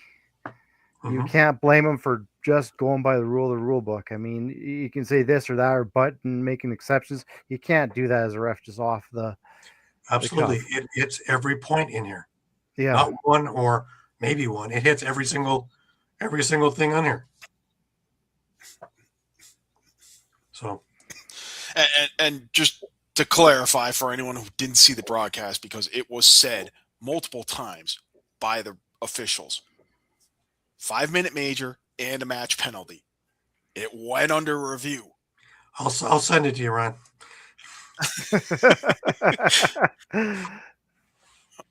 It went under review and then it was upheld. So, I guess I just have a hard time with this idea that the refs are somehow taking it lightly or taking liberties here. I don't think that's the case. No. Because they did what we've been seeing them do, major penalties. Call the major penalty, review it. I get that it, can sap momentum and all that, and, maybe takes longer than it should. But it's kind of the way it's been designed since they kind of switched to this system of having any major penalties undergo automatic review. Right. And I mean, I was just looking at this question now. I mean, Vancouver had 26 penalty minutes, so it really went both ways. I mean, to say it was one-sided Rochester gained a lot in the last quarter too. They lost their composure again. Yeah. And they had something like 60 minutes of penalties and things, but still, that doesn't explain the third quarter, where after all this happened, after you had an entire quarter to get over it, and it was 8-4 at that. It was only 3-2 at the end of the first. And this is already after all this went down. Vancouver came out strong in the second with 4 goals and kind of blew the thing open at 7-2. A couple of power plays from Thomas McCombie and Zed Williams, and it was 7-4, and it's still a game. Even with Jesse King's goal at the end of the second quarter, 8-4 is still a game. In comes the third quarter, and you've had an intermission to get it together, figure out what you're going to do, put together a game plan, make your adjustments, and as Rochester did, they came out more than flat. More than flat. 7 goals to nothing in the third. And if this game wasn't over at the half, it certainly was over after 3. Jesse King kept scoring. Keegan Ball kept assisting. So 2 goals and 11 assists for Keegan Ball. He was just an absolute facilitating machine. Isn't that ridiculous, Ryan? Isn't that ridiculous? Absolutely ridiculous. I mean, the explanation, if you read through it, is even more ridiculous than the actual thought of it. So, Curtis Dixon having a great game also. 4 goals, 4 assists on the night. But we go into the fourth, and I'm not one usually to tout on Jackson Subak and his oh, Pat, you're right. He wasn't even a crew chief. Oh man, but I'm not usually one to tout on the patience of Jackson Subak. I have known him since junior, and he's not notorious for having a lot of patience. But he drew both Brad McCulley and Tyler Biles into long 10-minute misconducts and a spearing penalty for Biles by not reacting. Maybe Milowski's actually got into his. That's something about Subak. This is where you sit back and watch them, just unravel. Ryan Dilks actually was part of that and took a 10-minute, but he's not on the watch list for the NLL, whereas Subak might be. You want to keep a little extra just in case next week when a game goes to Vancouver. Because if somebody comes even within the area code of your goalie of Christian Del Bianco, guns a-blazing, people, you know it. My advice for Rochester is to get straight, get on the same page, and get scoring. Or at least get attempting. Granted, this would have upset the entire balance of your game plan, but, things happen. You need to get back to work. Connor Fields, 1 goal, and that happened at the end of the game. He goes, that team goes as he goes. MVP of the league, right? Yeah. Ryan Smith, not much more. A couple of goals, that's it. Lansbury, a goal. Sid Williams, 1 goal. That's about it, guys. This team is from the team that we were able to watch a few weeks back. That was just poetry. To the team that I've watched both against Toronto, which they admitted they didn't play well, and here. You have to find where up is. Get out of all this nonsense. This isn't a team that's going to go and mix it up with everybody. They're not built that way. This is not the tallest, biggest, strongest team in the league and shouldn't be confused as such. It is a very finesseful team that will run you up and down and run you ragged. Well, if you're busy trying to get into all these little things and tete-a-tetes with other teams, you're not running. And if you're not running around and running your other team ragged, well, you just kind of gave away your advantage. And that's what I'm seeing here.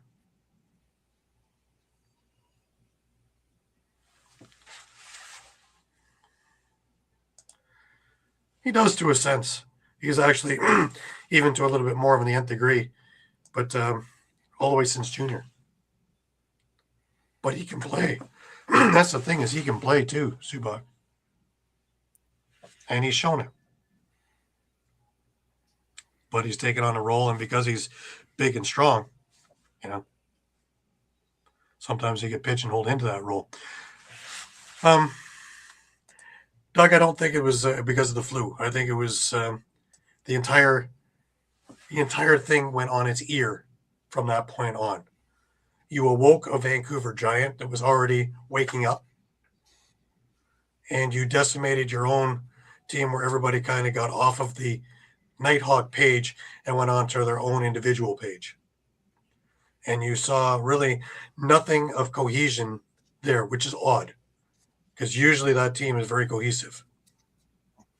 And that's what Mike Hazen demands of his players, and that's what the players usually go about their business doing. This is a team that's very, very together.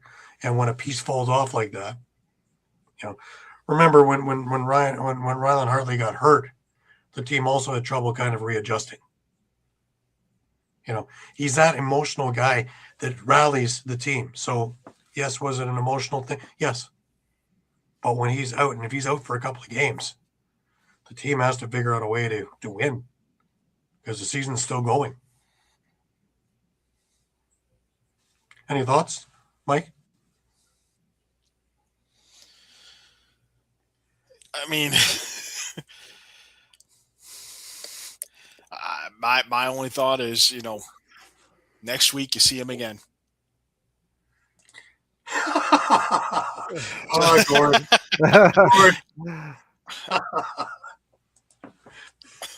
No, but I mean, next week you see him again. So, you know, you're going to have that obviously bitter taste in your mouth, and you're going to want to do something about it.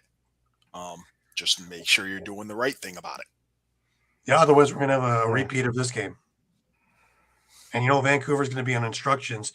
If these guys are going to try and take liberties, let them. And let them be called. Yeah. And then just absolutely kill them with power plays. Because that was exactly the point I was going to get. It just seemed like in this game, like once things started going wrong for them, it just snowballed and it just unraveled.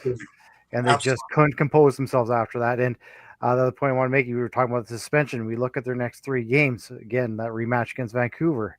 Big matchup in the standings. Ottawa, maybe a little bit less so than Saskatchewan. Another big matchup in the standings. You got 2 of those 3 games are big matches up, and you might be without your starting goaltender. Now, do I think it should be a 3? No. Do I think it warrants the 1 game as it being a match penalty, which is what's in the rules? Then great. But do I think it was intentional? No. Do I think it deserves any more than it does? No. And I hope the league takes a couple of days to go over it with everybody and then figure it out and take a step away and then do it. Because, you know, you don't want to jeopardize an entire team. It happened, yes. Unfortunately, it did. And it was a spur-of-the-moment thing. And, you know, don't forget back, you know, how many times have I read now back in the 80s, back in the 90s, you know, this was a regular thing in MILL. If you look at some of our retro games, this is a regular thing. But this is why we have the rules that we have now. And that's what the rule is. Yeah. And that's what we have to abide by. We're not making new rules. We're not making new acts. You know, whatever the rule is, let's do that. Let's not add to it, and let's not detract from it. We talk about public safety, right, Gary? We talk about public safety or player safety, right, Gary? I mean, this is let's face it. Guys are bigger, faster, and stronger than they were in the 80s and 90s, and it's very much, again, intentional or not, that could have been a lot worse than it actually was. Agreed.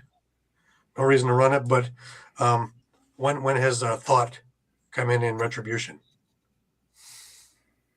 Right. Yep. And they'll have that chance next week. Yep. Yeah. See, if they do that, then they deserve everything that the book has to offer them, and then some. Oh yeah, 100%. Because now you have case law, and it goes back to our point. If they run Del Bianco again, you're unraveling again, and you're best to just stick to your game plan. Just forget about it. If I'm Brett Frood, I would be in Vancouver for this game. Oh yeah, and I would be also with Lemon and the rest of the crew of the front office of the NLL, just to remind both teams that we are here, and maybe we take it down a notch and play the game that we love, and see what happens there. Because then you have to be an ultimate blockhead to try and pull something stupid. The only thing I think was just let a couple of guys drop the gloves right off the start, get it over with, and just. Right, that was my point, Doug. Yeah. That was my point exactly. If you look in our all across all the time YouTube page, where there's about 40 games from Mill up there as retro games, you'll see this all the time, and you'll see worse. But we're not in that era anymore. I like to think we've evolved.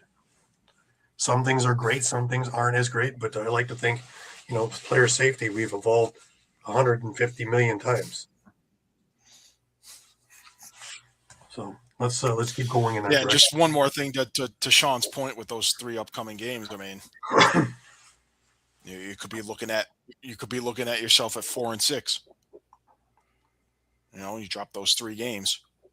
Now you're below 500. You're likely below the cutoff for playoffs. So You don't say you win, you lose Vancouver and Saskatchewan. You say you get Ottawa. Still, those Vancouver and Saskatchewan, those are teams you're chasing for a playoff spot. You can't lose ground on them. yeah. All right, let's move on because we still got a bunch to cover. I'm sure this isn't the end of what we're talking about on this one, but as far as I'm concerned, it is. I've seen this highlight 5 million times. So I was a bit hesitant to play it myself because unless you've been under a rock or you just were in the air flying from somewhere nice and warm, you would have seen this on everything, whether it be Facebook, Instagram, TikTok, something I haven't even heard of yet, whether it be on Thread, Instagram, or Twitter, whatever. You've seen it. And it's probably seen it many times, in many angles, in many speeds. So, we've talked about it. Let's see what the league comes down, and then we'll bring it up again. But until the league comes down with what they're going to do, in my eyes, it's done. Let's move on and keep going. All right, we get into Toronto, and Toronto and Ottawa get together. Now we touched on this slightly already that Ottawa has been having some problems lately. Ever since the Buffalo game, they haven't seemed to look the same. Even going one game before that when they played Oshawa, that was a game where, anybody could have won that game, and they wound up winning in Oshawa, but it was a, last person that holds the ball is going to win this thing. But Toronto and Ottawa get together in Toronto, and Chris Boucher and Challen Rogers lead Toronto in probably the most dominant performance of the season. This is the Mark Matthews, Sean, that I think we've been talking about, and now that Mark is healthy. 2 goals, 9 assists in this game, and he was paramount in this game. Quarterback in the Rock offense all night long. That looks more like Mark Matthews numbers, yeah. Yeah. And Chris Boucher with 5 goals. That's the Chris Boucher I remember when he was in Halifax. They could dominate a game. Challen Rogers, that's probably the most dominating game he's been since he comes out the Odor. But it doesn't stop there. And for Ottawa, Jeff Teat very quietly gets 7 points. Only guy in the league I know can get very quietly get 7 points. It's just business as usual, right? 2 goals and 5 assists. Larson Sundown had a hat trick in this game, 3 goals and an assist. Rob Hellier had 3 goals and 3 assists against his former team. Now, Toronto set the tone in the first quarter, near the end of the quarter, with Josh Tallwick and CJ Kurse scoring 22 seconds apart near the end of it to take a 3-2 game and make it a 5-2 game after 1. And picking up where they left off, the Rock scored 2 more quick goals early in the second, and before you knew it, it was 7-2. Chris Boucher and Justin Martin continued the beating there with opening up the 7-2 lead. While Ottawa would score 3 power play goals in the second, tallies from Mark Matthews, Owen Hilson, Challen Rogers would give the Rock a 10-5 lead at the half. Now, it didn't get any easier come the second half for Ottawa. Chris Boucher scores back-to-back goals just 53 seconds apart, and it's 12-5. Larson Sundown would answer, but throughout the rest of the game, every time Ottawa would score, Toronto would have a reply, never letting the Black Bears get any form of momentum in this game. Another bright spot for Toronto. Troy Holochuk looked great in that. And now, coming back to the injury and 2 games, so basically 3 starting games, he's looked stellar as your starting goalie. Kind of wish we saw this last year when they traded Nick Rose for that bit, and he never played quite up to this par. So something's clicked. Something clicked well for him. But here's the other thing, Mike. Toronto went 4 for 4 on the power play. From this meager thing of a single-digit percentage, I think they're like 8 for 9 or 9 for 10 in the last 2 games on the power play. They're rolling pretty strong right now. Yep. But again, my question is now to Ottawa, and what do they do? Because offensively, take Teat out of this equation, just for argument's sake. And you have Connor Kiernan with a goal and 2 assists. Sundown did have 3, and Hellier had 3. And Riley O'Connor had a goal. That's it.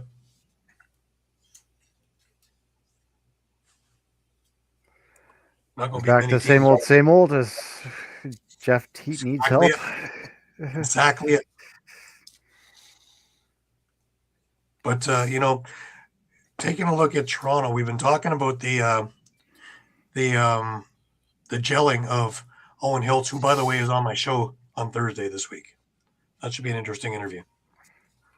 And Mark Matthews being healthy. Latrell Harris was back in the lineup and played a big role defensively. But the Toronto defense as a whole looked good.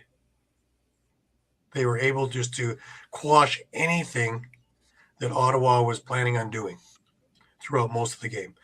The one thing, of course, was the power play. They gave up 3 power play goals in 4 attempts. If they can rein that in, we're talking about another record kind of night, right? So, interesting. But they're a whole lot more disciplined than they were earlier in the year, too. If they're only taking 4 penalties, yeah, that's a big sign in my eyes. Another big sign also that I hadn't even talked about with the Rock was Josh Dawick. And he was scoring from behind the net. He was scoring from the side of the net. He was facilitating. He was setting picks and doing a lot of this off-ball stuff that you don't get credit for. So I'm seeing that more and more with this squad, is that they're willing to do whatever it is they have to do to make the rest of the team click. And that's how you get to championship rounds.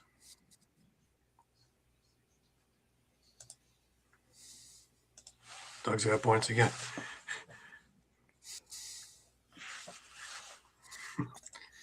Yeah, it's true. They're not missing rows at all in that thing, and it's looking more about what the future holds.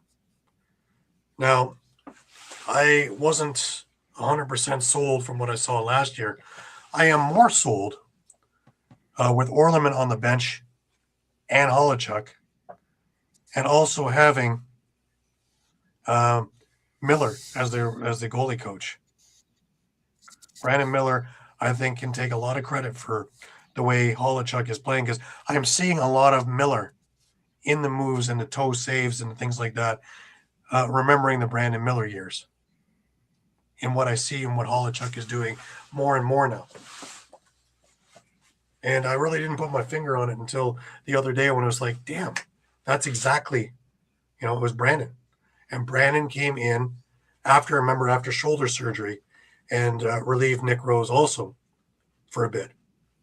And that's when Toronto made that big run and just fell short in the playoffs. So, yeah, having that kind of influence, I think, is what Holochuk needed. And he's one of those guys who's very thankful being there and listens and takes it all in. And it's just, that's your ultimate team guy. And if you want to listen to the interview I had with him, it's on our YouTube page as well from a week and a half ago.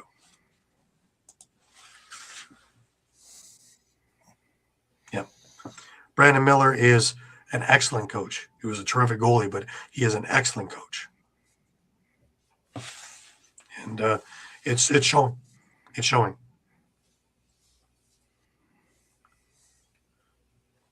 Thoughts, guys? What does Ottawa need to do now? Because we're back to New York Riptide 2.0. Mike? Contact Halifax. Swap some players. Hey, there's That's a thought, actually. different homes will change it. Possibly. I like the makeup of this Ottawa team, though. And I like what Dan McRae brings to it. But there's something recently that has changed it. And I'm not sure quite what. I don't think they have injuries. But is it the style? Is it just they're playing different styles against them? Jacob Dunbar wasn't even in the lineup. I think that he's a spark plug myself. Yeah, that's interesting. And Sam Firth, like nothing. I expected a little bit more out of him, I would think. You get a big body like Luke Magnan, and you need to use him. And you need him more than just being back on defense and catching the occasional block and occasional loose ball.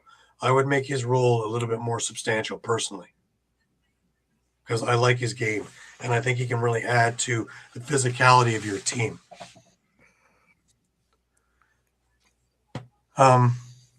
I can't ask much more of Larson Sundown. 3 goals and an assist is pretty good. It's true. It's true. You can't keep changing coaches. But, I'm starting to think, though, you're sitting the wrong guys. Well, could it be possible, too, their offense is getting a bit stale? Like, everything's going to go through Teat, so it just becomes a one-trick pony.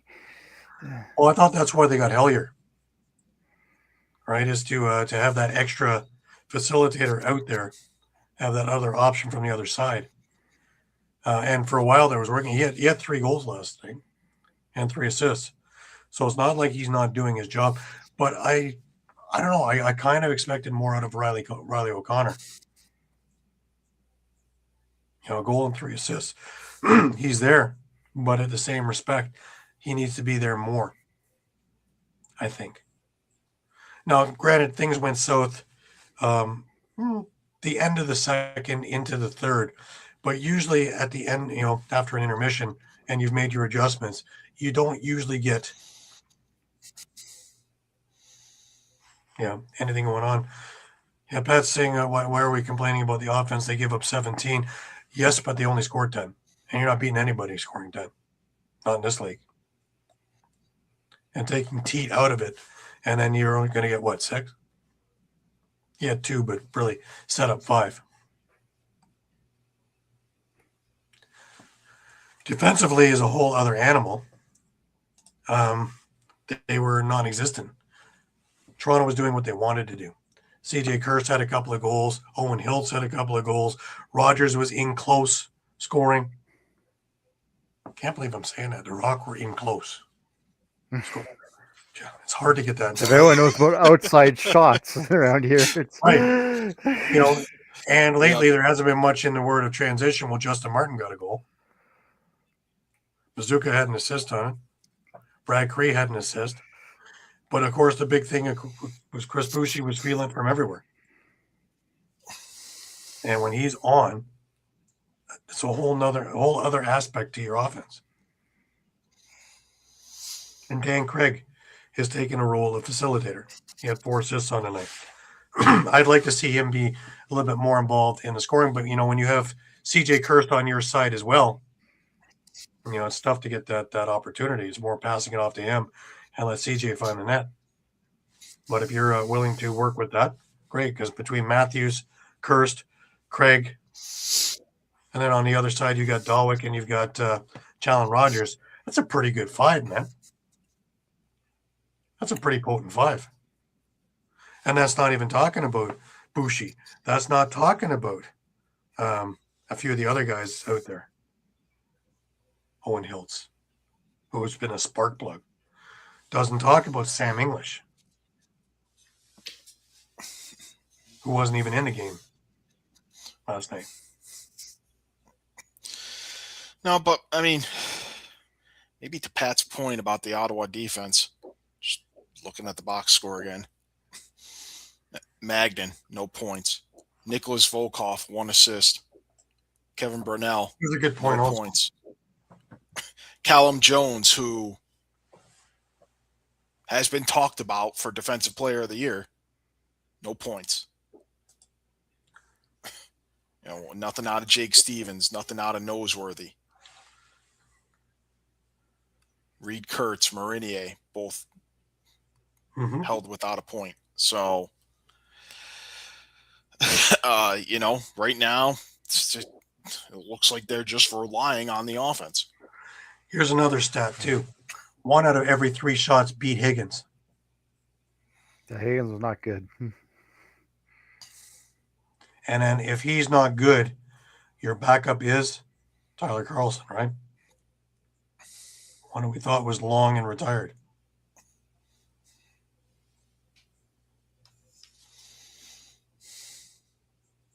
That could be an issue. Well, I just said give Halifax a call. They have 3 goalies on their roster. Yeah. Who do you think would look better? If they're that worried about it. Well, Getty would do a good job there. Wasn't Getty with the Riptide at one point?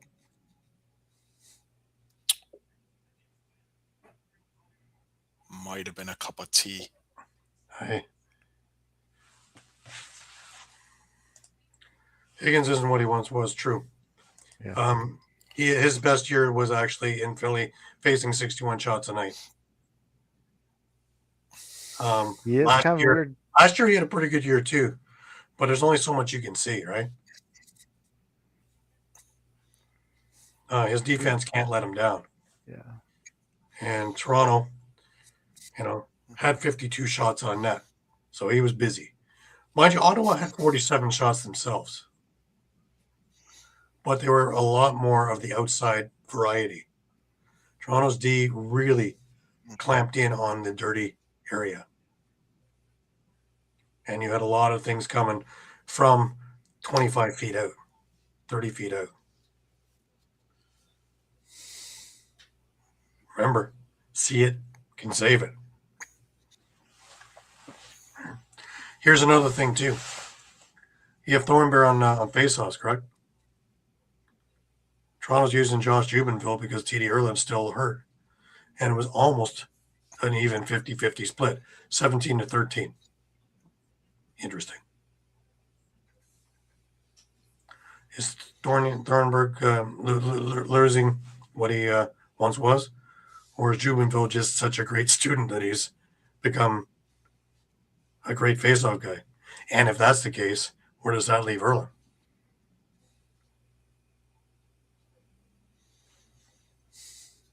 Oh, that's a good question. Yeah. I think that's going to depend on whether you see kind of a sustained effort of this level out of Jubenville, right? Over multiple games. Now, Erlin's been with the team 3 years, and the majority of 3 years, Erlin's been hurt in each season, correct? I believe so, yeah. Well, then maybe you shouldn't scrap as much, Doug, because we need to keep him healthy. Now, he is another one of these kind of guys like a Withers, and another one of these guys like a Jeff Snyder idea where they're more than just a Fogo. He can score. He can play defense. He spent time learning it. But he seems to be able to make through the PLL season, correct? Yeah. Interesting. It's funny because home's in Rochester. It's not that far away. I don't know. Hopefully he gets back. I want to see what this team is like when he's in the lineup. I want to see this team when you can get, instead of 13 of 30, when you get 27 of 30, and see what the score is then. Does that mean it's going to be 27-10?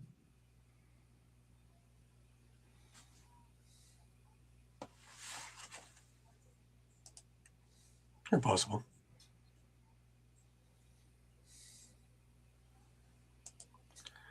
Yeah, he doesn't play a whole lot of D, but he is learning that thing. He's played a lot more of it last year, coming back in, than he did in his first year. He's become a little bit more than a Fogo, but I'd love to see that. I'd love to see that transition game be resurrected. Now that Harris healthy. Mazuka's on there. Justin Martin. There's no reason why this can't be just an absolute juggernaut of a transition game. And then you already have this high-octane offense and stifling defense. And if Holochuk is playing like Miller, wow. Interesting.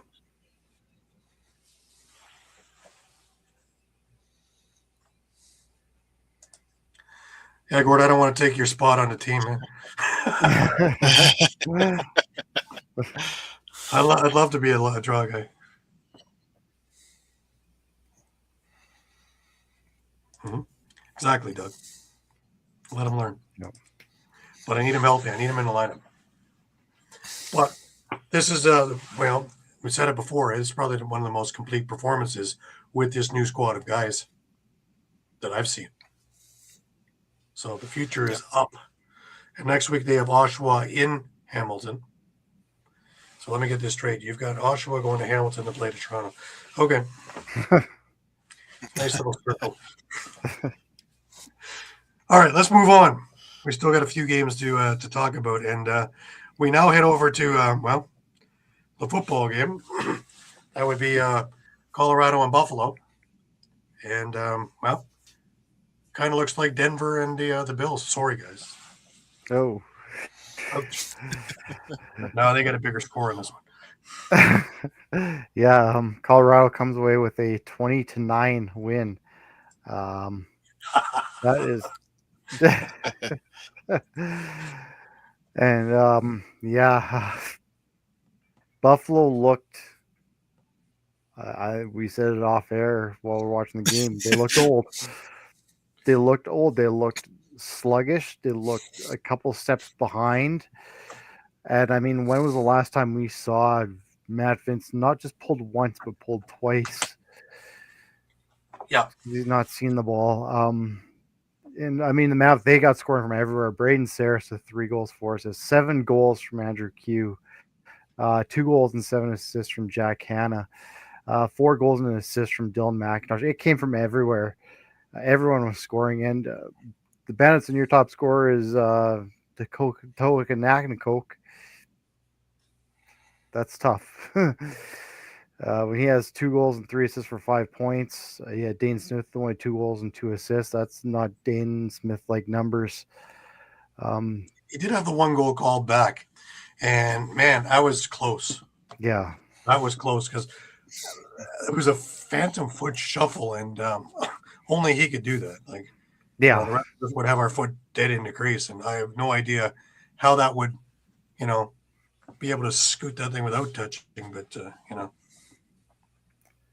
that was still when it was close. Yeah, I mean, if there's any bright spot for the Bandits, they were 4 for 5 on the power play. Colorado was 3 for 5 on the power play. And again, like we talk on the other end of the goaltending, I mean, Dylan Ward was Dylan Ward. I mean, he's looking like that goaltender we have expected and we've seen in years past. Like I said, I question what's going on in Buffalo right now and whether, what's finally come to fruition of what we've been saying year over year is they're getting long in the tooth and now they just can't keep up with these younger teams. Right. Well, they beat them. They beat him on the scoreboard, and they also beat him in the fisticuffs. Yeah, and Villa went to town, eh? He went to town, yeah. He got pulled in, but he answered.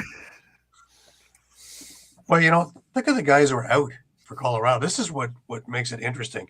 Everybody, when Ryan Lee went down, everybody counted him out. Oh, they're done. They're done for the year. They've gotten stronger since he's gone down. Isn't that odd? And the championship year is the same thing, right? Everyone went down there. Everyone's like, well, they're not going anywhere. Next guy up. They just got that next man up mentality. Yep. But yeah, can you imagine if we had if Will Malcolm was in the lineup? Eli McLaughlin. Yeah. Ryan Lee. And then you had the cast that you have here. Again, there's only one ball though, right? This cast seems to work very well together. They seem to work good though, and I mean, we kept saying, Dylan wait till Moore- Andrew Q gets in this lineup, wait till Andrew Q gets in the lineup, and what does he do? He puts up 7 goals and 11 points. Like, He had what 6 2 weeks ago, also, right? So that's 13 Yeah. in 2 games. Yep. Let alone one game, but he wasn't there, and that Jack Hanna had 5. yeah, That's pretty good offense. That's without anybody. This was their rebuild year too, because if I remember them in preseason, they had literally 2 squads of guys there at track. In the first half was one set of guys, and with the exception of a couple of guys who were, just getting the rust off and playing just to get ready, you had an entirely different lineup in the second half. That's how many guys they were carrying until they found their team. They had to cut more guys than I've ever seen. But Petticoat knows what the hell he's doing. Because look. maybe you look at like a guy like Jack Hanna as he comes over. I mean, I don't want to say he wasn't good in Las Vegas. He did put up When they're all there, decent yeah, numbers. they're going to be But impossible. now, I mean, look at the numbers he's putting up now, almost on a consistent basis in Colorado. It's almost like they put him now in a situation where he can thrive. Mm-hmm. Dylan McIntosh is just going to be an absolute stud in this league. Yeah. TJ Camizio, I don't really talk much about him, but the stuff he does away from the ball is, why they got him. And he puts that effort in every single shift. Fellow we already talked about. It's all the little things that are mattering. And it's funny because, we talked about Buffalo being, older, but it's even the younger guys in there that aren't really getting much accomplished. But I'm wondering, it's a 2-pronged thing. One is Matt Vince kind of going, yeah, okay, that's enough. And 2, the bandit rule. Because it's making his defense work a whole lot harder, and his defense is a lot older than when they won Cup 1. Just a So, thought. because you're talking about those young guys, that Buffalo kind of like a little bit with Ottawa, they're relying too much on Josh Byrne and Dane Smith to do the heavy lifting. Yeah, he would fit in really good with the Philadelphia thing. He would be that spark plug for them. But that's not the way it unfolded. No. Oh. But yeah, if you look at it, and it's not like Josh Byrne didn't get a bunch of shots. He had 13 shots on net. But if you notice, it didn't have the same. They're not as dangerous against a team like this for some reason. I never thought that watching that game. Sorry, Doug. I never thought that they were going to take over that game. You have that feeling, and being a Toronto fan, I get that feeling all the time when Dane Smith and Josh Byrne are there. That when is it going to happen, not if it's going to happen. Here, I never had that feeling that they were about to take over. Yeah, I definitely agree with that. Yeah, I agree with that too. They got taken out of the game right from the get-go. Mm-hmm. And like Tehoka Nanako, he tried, but man, he was having a rough go of it also. Anybody who got anywhere near the net, they had a rough ride. They rode him like a horse, and they didn't miss assignments. So now they have to be in that conversation too.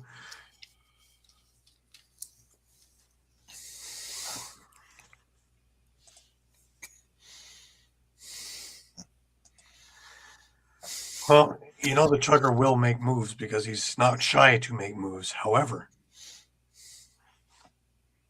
who's biting? And he just made moves and letting go a couple of guys that probably could have helped. I would have had Triolo in there, and I think he would have been a big force in this one. Yeah. No Fraser, no Cloutier, no Disruptor. Yep, and like I say, you had your biggest guy in the thing, which you touted for the summer, and you let him go for nothing. And who is being a big factor, or he just landed. I'm still beside myself, and I can't understand that. That's why I just kind of scratched my head. You have to give Konstantopoulos a try. So I understand the Orleman move, even though having somebody seasoned like Orleman on the bench probably be a little bit better to ride the waters in a game like this. But I guess when it goes south, not a bad time to put Konstantopoulos in to get accustomed and acclimated to NLL. But did he look a little bit gun shy to you? Some of those shots, I think you wish he had back. Yeah. Oh yeah, he's learning. Well, it's nerves too, right? It's like Yeah. of all the places you get thrown in the Loud House, where you get 15,000 screaming opposing fans Yeah. who are already giddy because the game's out of hand, and you got rid of the Hall of Fame goalie Matt Vince. Kind of an uphill climb, isn't it? Yeah. Yeah. And yeah, Doug's got that one true. Nobody's going to hold Buffalo. Not unless they have to. Not unless they have to. Not unless they have to. No. No, but that was my point with Natikoke was like, I don't want to disparage him by saying if he's your league scorer, but I mean, he's that little wrecking ball, so to speak. Like, he's not afraid to get dirty and set picks and knock guys over, but when he's your leading scorer, yeah, that's not really his role. Like, that's a problem. Yeah. You know what I thought funny was when they mentioned on the broadcast that they put the camera on a couple of Bandits fans, and of course the Bandits fans made, of course, the number 3 for rings. You're down by 15 goals. It doesn't matter if you get to 3 don't or matter. not. Yeah. Doesn't matter this year, does it? Not looking like 4 at this rate. In 3 years' time, nobody's going to know who won what. Yeah. As long as you have your banners. But yeah. I mean, yeah. Yep. Well, yeah, they got Philadelphia next week, so if they can right the ship, this is the week. Yeah. Because again, like, what was the last time we saw Buffalo? Again, like you said, with Van Vince game pulled. What was the last time we said Buffalo's lost 3 in a row? Yep. They haven't faced adversity like this in a long time. And this is the second worst showing. They had a worse showing. They got thumped by a Minnesota team. I think it was 21-7 or something like that. But that's a number of years ago now. Yeah. Because Minnesota hasn't been around for a long time. But yeah, this isn't the worst beat, but it's in the top 3. And that's a lot of years, man. Yeah, and this game next week, I mean, that's about their only get-right game, and that was part of, when we were talking about buying and selling teams, this is why I sold Buffalo. I think they've played the easiest part of their schedule already. That's why it was all scary to me, because beginning of the year, even as 3-time champions, we were kind of figuring they were going to be in that mix still. And now we're seeing results like this, and like you said, they're going into a hardest part of their schedule, and they're not looking good at all. Yeah, a team that should be competing, like, I don't know. Buffalo's got Philadelphia this week. They got Halifax the week after, who also isn't exactly tearing it up. But again, they still have. And they have Vancouver. After that Philly game, their remaining opponents at home, where they've already lost twice: Colorado, Rochester, Vancouver. Oh, and then away games include Sask and Vancouver, plus San Diego, plus Toronto. And that's their only meeting with Toronto. Yep. Yep. And again, I mean, part of the reason I went by on San Diego was, yeah, they're 0-3 at home, but they're undefeated on the road, and Pechanga Arena is historically been a difficult place for a road team to win. Anybody to play. So I fully expect that. Oh, well, I mean, now it's 1-3 because they beat Philly, but I expect that home record for San Diego to be 5-4 or 6-3. I do not expect it to be a losing record. But I would not be surprised if Buffalo ends with a losing record at home, ends this season.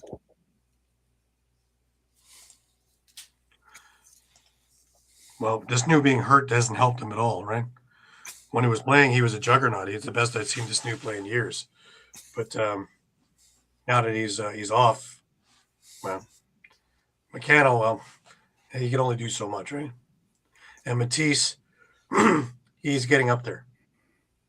Matisse started in transition, right? Matisse on Georgia in transition was great.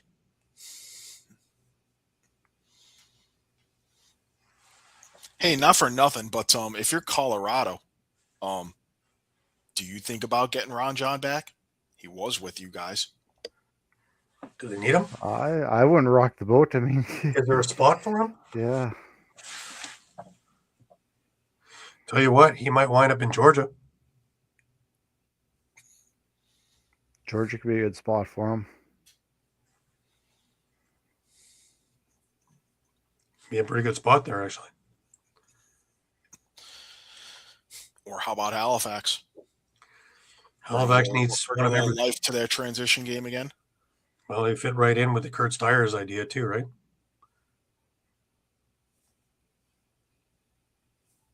But hey, it is what it is. I'm curious. I can't see him not being signed somewhere. Yeah. And he's an exciting player, Yeah. and he's too good a player not to be. Like, I don't. The funny thing is, when Buffalo was winning championships, we never really talked about them misusing players or not being able. You know, we talked about the press box and how guys are ready to step in and what. They need guys right now, and they've had 3 goalies on their roster. Is that a mistake? Granted, you don't want to release one of those.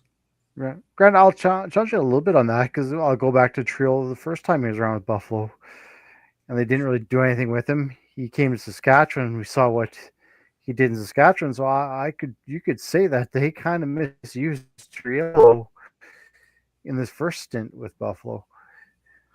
I'd say they did. I'd say they did both Ron John and no, there's no other than they needed to make room for Belter and for Spanger. And those 2 were the guys that were odd men out, which again makes me scratch my head. And we've talked about that already, that there is room on the practice squad. The only way it would be is if they said they don't want to be. But Ron John was already on the practice squad. So who are you putting in on the practice squad? There'd be 2 spots available right now. And can't guys be plucked off of practice squads?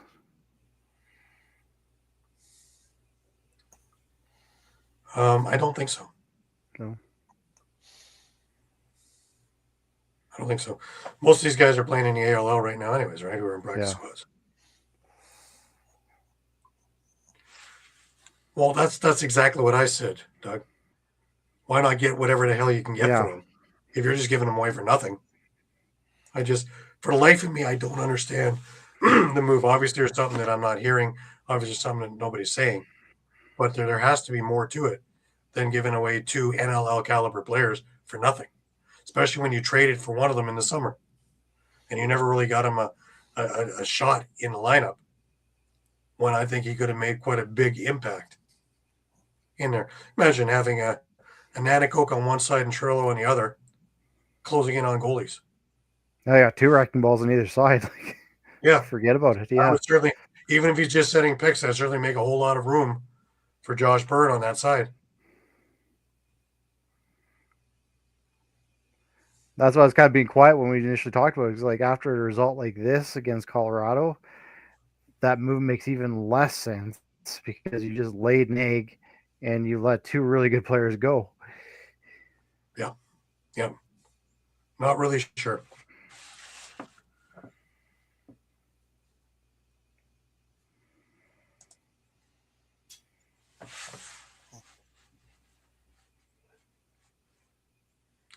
Well, it's exactly. They you're not going to give Buffalo anything if you don't have to, right? Yeah. But only one team is going to get one player, right? So Be nice if Philly signed Ron John. He would fit in there too. But You said, wouldn't that be something if Georgia goes ahead and signs Ron John and get both those players? Yeah. Wouldn't that be something, eh? I wouldn't put it past Sean Ferris or Eddie Carl. Nope. All right, let's move on. We got one last game to cover, and that is Vegas and Oshawa.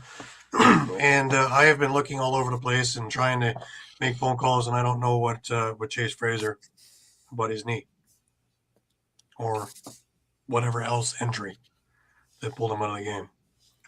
Hoping it's something else, not a knee. Yeah, I mean, that's what he was shown clutching on the floor. And you know, looking at the replay, it sure looked like it was non-contact, which yeah, that's definitely it's never that's good not news. good. Yeah, never good. You know, I'm sure we'll hear soon enough.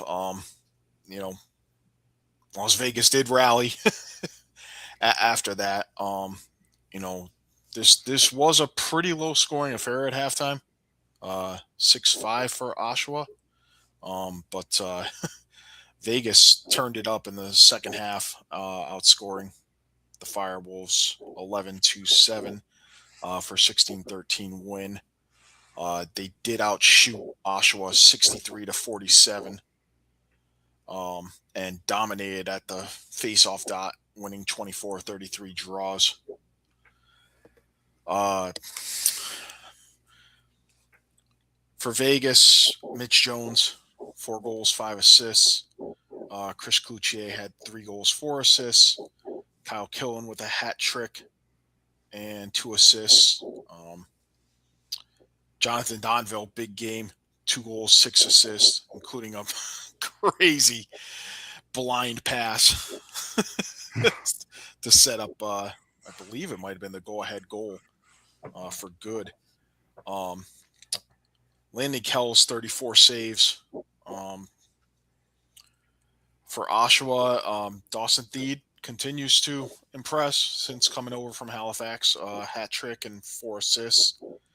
You got 2 goals and 5 assists out of Alex Simmons, 2 goals and 4 assists out of Ty Kurtz, a hat trick from Dyson Williams, along with an assist. Taggart Clark had a goal and an assist. Ethan Walker had a goal. Doug Jamieson had 47 saves on the night. But for Oshawa, I mean, you have to wonder if they're going to be sellers too now. I mean, they're already halfway through their schedule and they're 2-7 and winless on the road in 5 tries. You know, there's a lot of upside to Oshawa, but they're just they haven't been able to make it work yet. It's usually either or. Offense goes, defense isn't. It's if they can put everything together for 60 minutes, I'd love to see what they got. Oh yeah, Especially this one. This I one's don't hard. think I'm going to see it next week either against Toronto. And this one's a hard one to swallow because they were right in it until the last 5 minutes of the game. Yep. Yeah. Yeah, a bad couple of minutes at the end just actually blew this thing apart. And, you know, I actually thought they were going to pull this one out. But, you know, when they were starting to get the momentum midway through the fourth quarter with Taggart Clark and Dyson Williams, well, maybe. You know, Jameson was looking pretty good. And then, you know, it was the killing goal, I think, that just kind of, you know, Dyson Williams got it back. But they just weren't the same. They weren't the same for the last half of that fourth. But that Poitras goal was just absolutely incredible, wasn't it? Yeah. That just put it away, really. Made it 15-13. You had the Donville goal also, but that Poitras goal just was like the dagger. All right, so what do we do on Oshawa? We were touting them as still young. We're touting them as still learning. When does that get old? They already fired Daryl Gibson. Again, I go on record saying I think they got the wrong guy.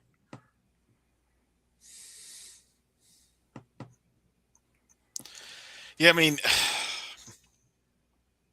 last year they changed him around, right, from offense to defense. It just to me, thinking outside the box, I'll give it that. Yeah, when I saw Oshawa playing Saskatchewan, that offense can move the ball like I've never seen. Like they could get a defense all twisted around easily enough, but yeah, it's not clicking for whatever reason. Like I don't know if it's they're maybe not shooting enough. Like you can't blame the trade. Austin Teed had 3 goals, 4 assists. He had a great night. Yeah. Dyson Williams, now that he has room, is not concentrating on fighting. He had 3 goals. Interesting how that worked. That one solved a big problem. Now you got to get the other things moving. Yeah, I mean, to Sean's point about not shooting, I mean, outshot 63 to 47. So I think Alex Simmons needs to shoot more. He had 6 shots on net, had 2 goals, 5 assists in this game. He was notorious for scoring lots of big goals in Albany. All of a sudden, he's the facilitator. I really think that he needs to shoot more. This is coming from the guy who thinks that Randy Stott shoots too much, right? There's a time. I 100% agree with you, because he had a hell of a shot. Seen it numerous times. Right.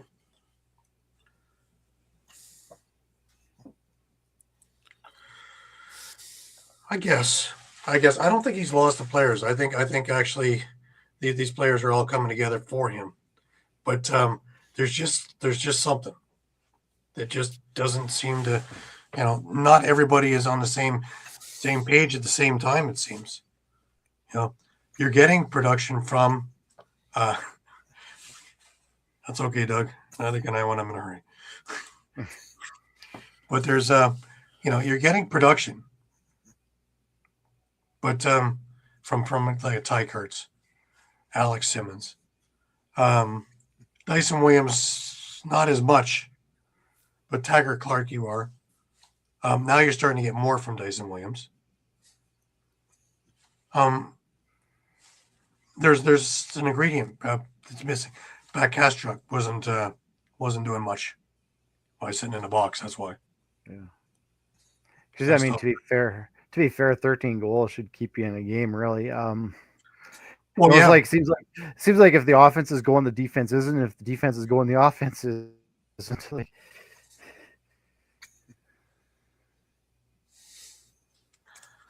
yeah, well, that's the thing, right? All of a sudden, he's not shooting as much.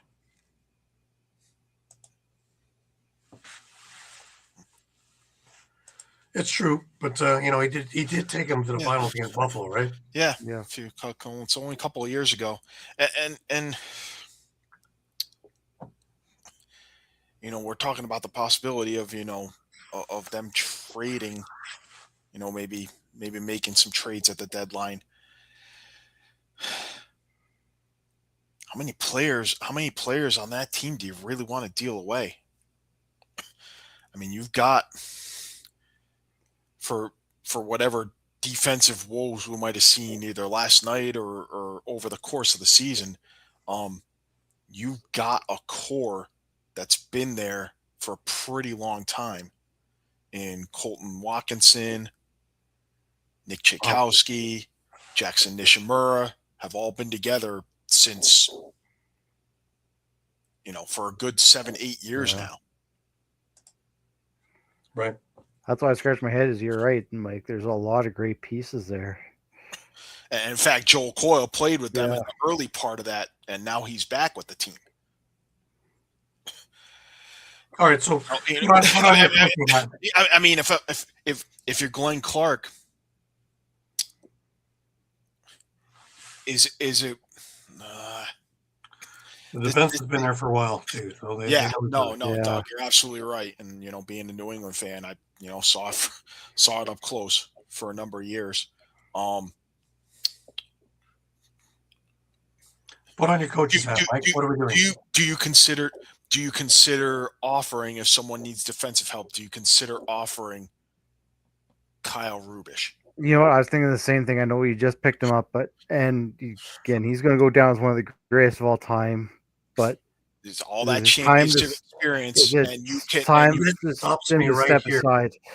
You stop me from feeling right here because I have to be fiscally responsible too. And Oshawa doesn't have one expiring contract. wow. They are the only one that have their house in order. Wow. And you have a mostly young team. That's So why I I feel think like- of I Rubish. feel like That's why I look at Trade and Rubish. you not worry about getting. Do you put Andrew Kidd in just for something different as a different look? Oh boy. And is Doug Jamieson the guy who you dangle? I can't. You can't. And Ardell is hurt for the year, Doug. No, I'm still with Mike. Like you mentioned, you got Remember that too, eh, guys? Your Kyle faceoff Rubish is kind of the whole the year. guy out. Like, Yeah. I don't think you can do that to Doug Jamieson. no. I mean, he's had, despite the record, he's played pretty well. But he's going to be able to yield the most back for you, I think.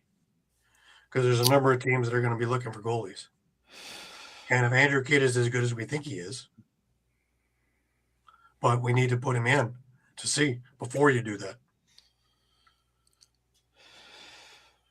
Do you find a game to put Andrew Kidd in and get him tested to see if he's what you think he is? Because that changes your whole thinking on whether you can trade Doug Jamieson or not. But then Just let's a put thought. the other way. Let's put the other way. You put in Kidd, and he's not what you think he is. Now what?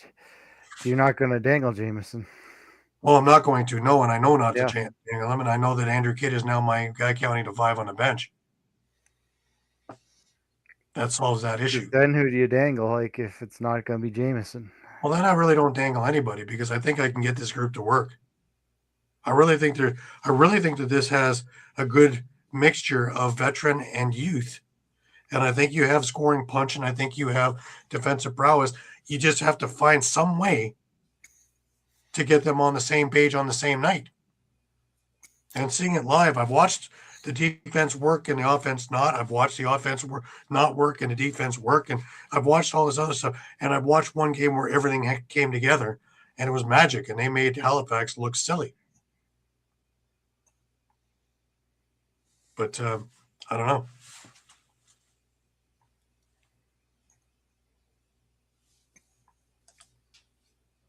Well, that changes things a little bit.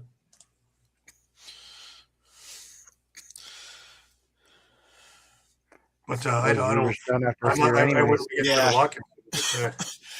Well, see, that's that. I would still stand by.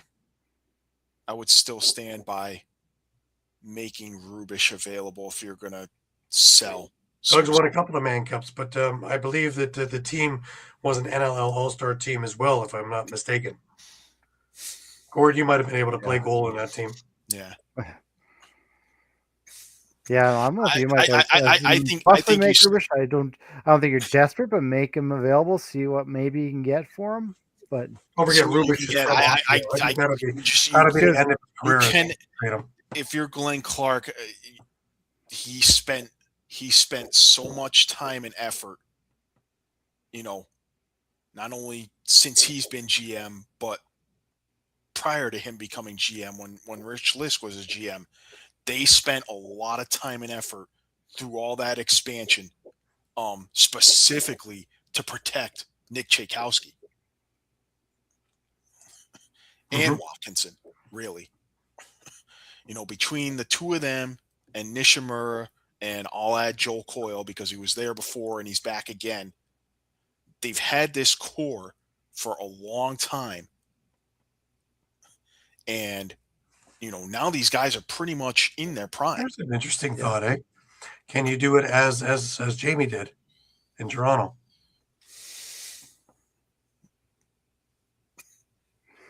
But Rubish, again, like I say, he's from Oshawa.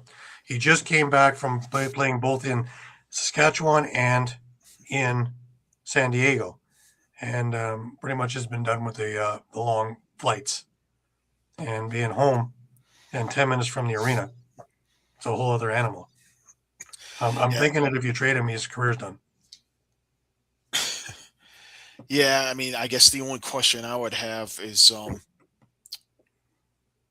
Watkinson and Tchaikovsky, are they UFAs or are they going to be UFAs? I don't think that's Chikos could be a UFA. I don't think he's got enough years. That's the only way that works. Watkinson, possibly. Well, remember, Watkins is older, but he was drafted later. He was drafted a year later. So Yeah, it didn't work well for either team, did it? Toronto That's why I'm not necessarily against what Gary says about staying put too, because like going to Mike's point about that core, you really don't want to break up that young core. That's your key there. And all those guys were drafted between 2016 and 2018, I believe. Those four guys I mentioned. Yep. So they're all in the area of 31 to 33 years old, maybe. So you're right on the cusp of this whole UFA thing. But they're also all right in their prime. And so you stand back safe to say all of them have a good 5 to 6 years left in the tank.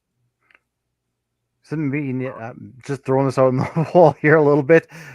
Maybe that older veteran leader on offense just to kind of guide those younger guys a little bit more. That's a good point. It's going to be interesting because the trade deadline isn't all that far away now that we're in February. If Buffalo sell them, they got a lot of very good veterans that could fit in there. And Buffalo can use a piece of youth that is already established.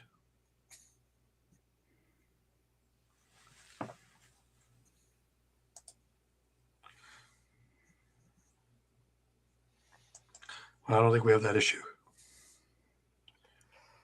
But we can see.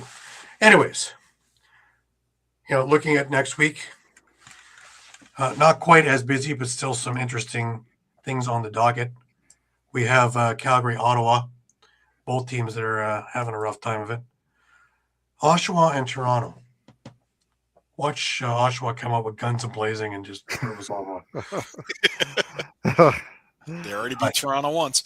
Yeah. And, well, that's because Toronto didn't have any offense. And it came down to the last 50 seconds of that game. A beautiful goal, but needless to say, it came down to the last 50 seconds of that game between Nick Rose's legs.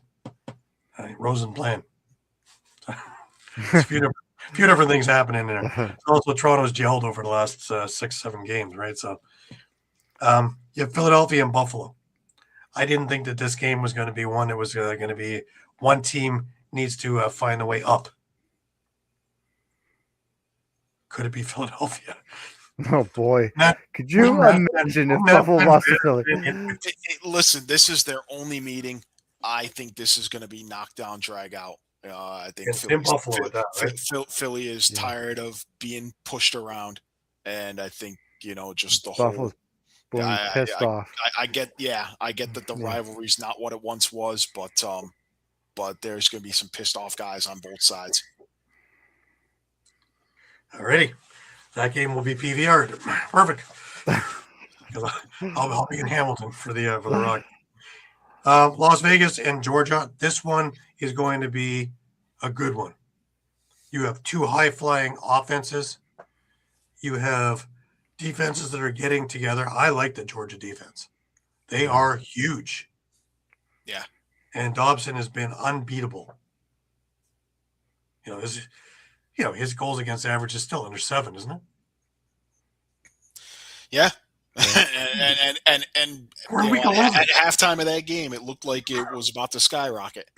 And he goes and holds Halifax to 1 goal in the second half to keep it to 7 for the game. So we're 11 week. This is week 11, and it's under 7. That's incredible. Yeah. Anyways, another one that's like, wow, is a Saskatchewan San Diego game. And I didn't think I'd be saying that 3 weeks ago, 2 weeks ago. But I just think that Saskatchewan has got all the tools and they're all firing on all cylinders. And as long as their defense is strong, it doesn't matter how many shots Ciliano faces. He's not going to see a lot. And the shots he's going to see are from places that he wants to see it from. Yeah, That and defense has come a long way. like I said, it's going to be the litmus test for San Diego if they're the real deal or if they're just kind of with the rest of the pack.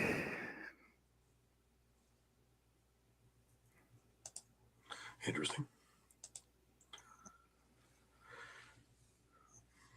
Yeah, I guess so.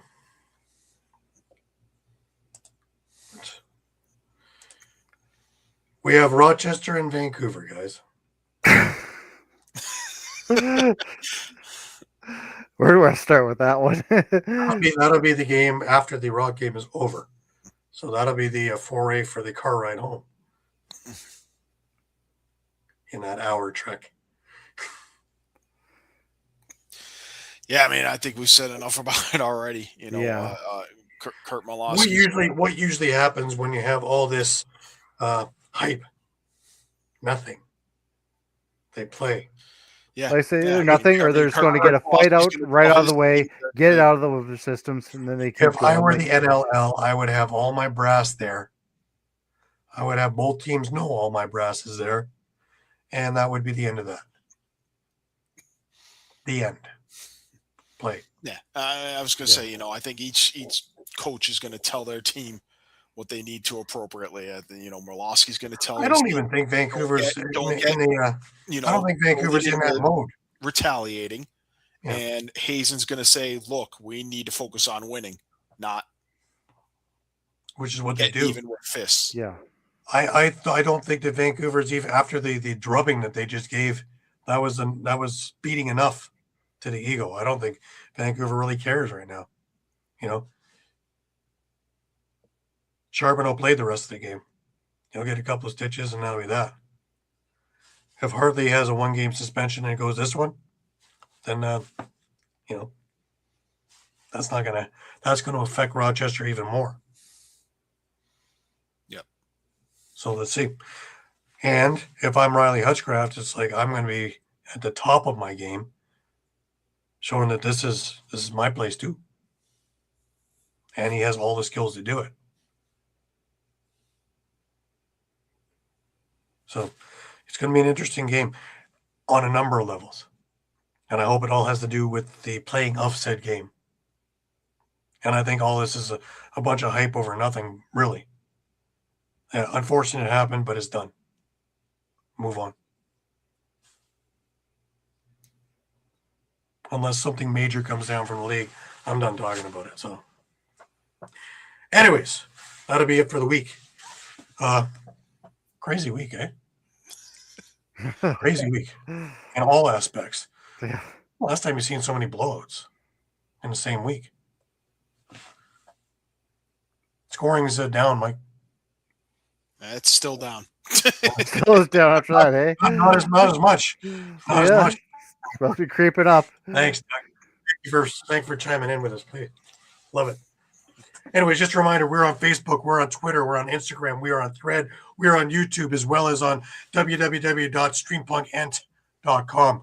Please come check us out, especially on our flagship on Facebook 3, 4, 5 times a day, as the news is always changing, and we have our fingers on the pulse of the situation at all times, and it is our privilege to be accurate and quick to get you all the information you need. We are your Costco of Lacrosse, your one-stop shop. So that brings us to last words. Shawn, let's start with you this week. Oh man. I don't even know where to start. Actually, you know what you mentioned, I am actually kind of looking forward to that Philly Buffalo game. Tension is going to be high in that one. As you mentioned, both teams are just going to be pissed off and wanting to get a win, and I think it's just going to be dragged out, and it's going to be awesome to watch. Not looking forward to seeing you there. Absolutely. Mike, last words to you. I guess I'll bounce around here. Oshawa, Toronto. The Oshawa took round 1 at the start of the season. Things are a lot different now, but it's also desperation time for Oshawa. Really desperation for a lot of teams. Calgary, Ottawa, Buffalo, obviously. I would say it's desperation even for Rochester and for San Diego. Absolutely. We've been saying it since last year. Every game counts, and the way these games are falling on the schedule, it's really they're doing a phenomenal job of highlighting that point. Right. I want to remind everybody about the NL Lacrosse Talk Show on Thursday as well. And we've had some fantastic guests over the last few weeks. We had Christian Del Bianco. We've had Josh Dahlwick, Troy Holochuk. I had Pat Madalena of yesteryear on this past Thursday, and we talked about all kinds of things. And, of course, his chiropractor practice, in which they do more about that, more of cognitive. And he's got, ideas for exit strategies for players retiring, because a lot of them have nothing to really hold on to. So really interesting stuff. And you can check all those interviews on our YouTube page at All Across All the Time on YouTube. Upcoming, I have Owen Hiltz on the show this week. Dan Carey, the GM of Rochester, will be on the following week. Be interesting too, depending on this week. I have promises from the Firewolves for the 19th. I have Thomas McConvey on the show on the 25th. Just a heads up for this month's worth of shows, and a whole mess of other guests coming up in March as well. So stick with us on both flagship shows, because this is the place to be. This is the place to be seen. And we take great pride in all of that. And I want to thank my guys, as always, for all the hard work and effort that they put in and day out, between articles, between other things, between getting news and getting to the bottom of things and talking with sources and all the rest of that. So I really appreciate everything that everybody is doing to make this a very, very smooth wheel, that every cog gets taken care of. And next week, I want to remind everybody, is Super Bowl Sunday. We will be on at 11 o'clock in the morning. Now, if you want to watch us at 8 o'clock in the evening, the show will be there. But if you want to be part of it and interactive with us, we will be on at 11 a.m. next Sunday morning for the 1 week, because it's Super Bowl Sunday. With that in mind, I want to remind everybody to have a great week. Remember, keep your sticks high, keep your spirits higher, and until we meet again next week, have a great week, and we'll see you soon.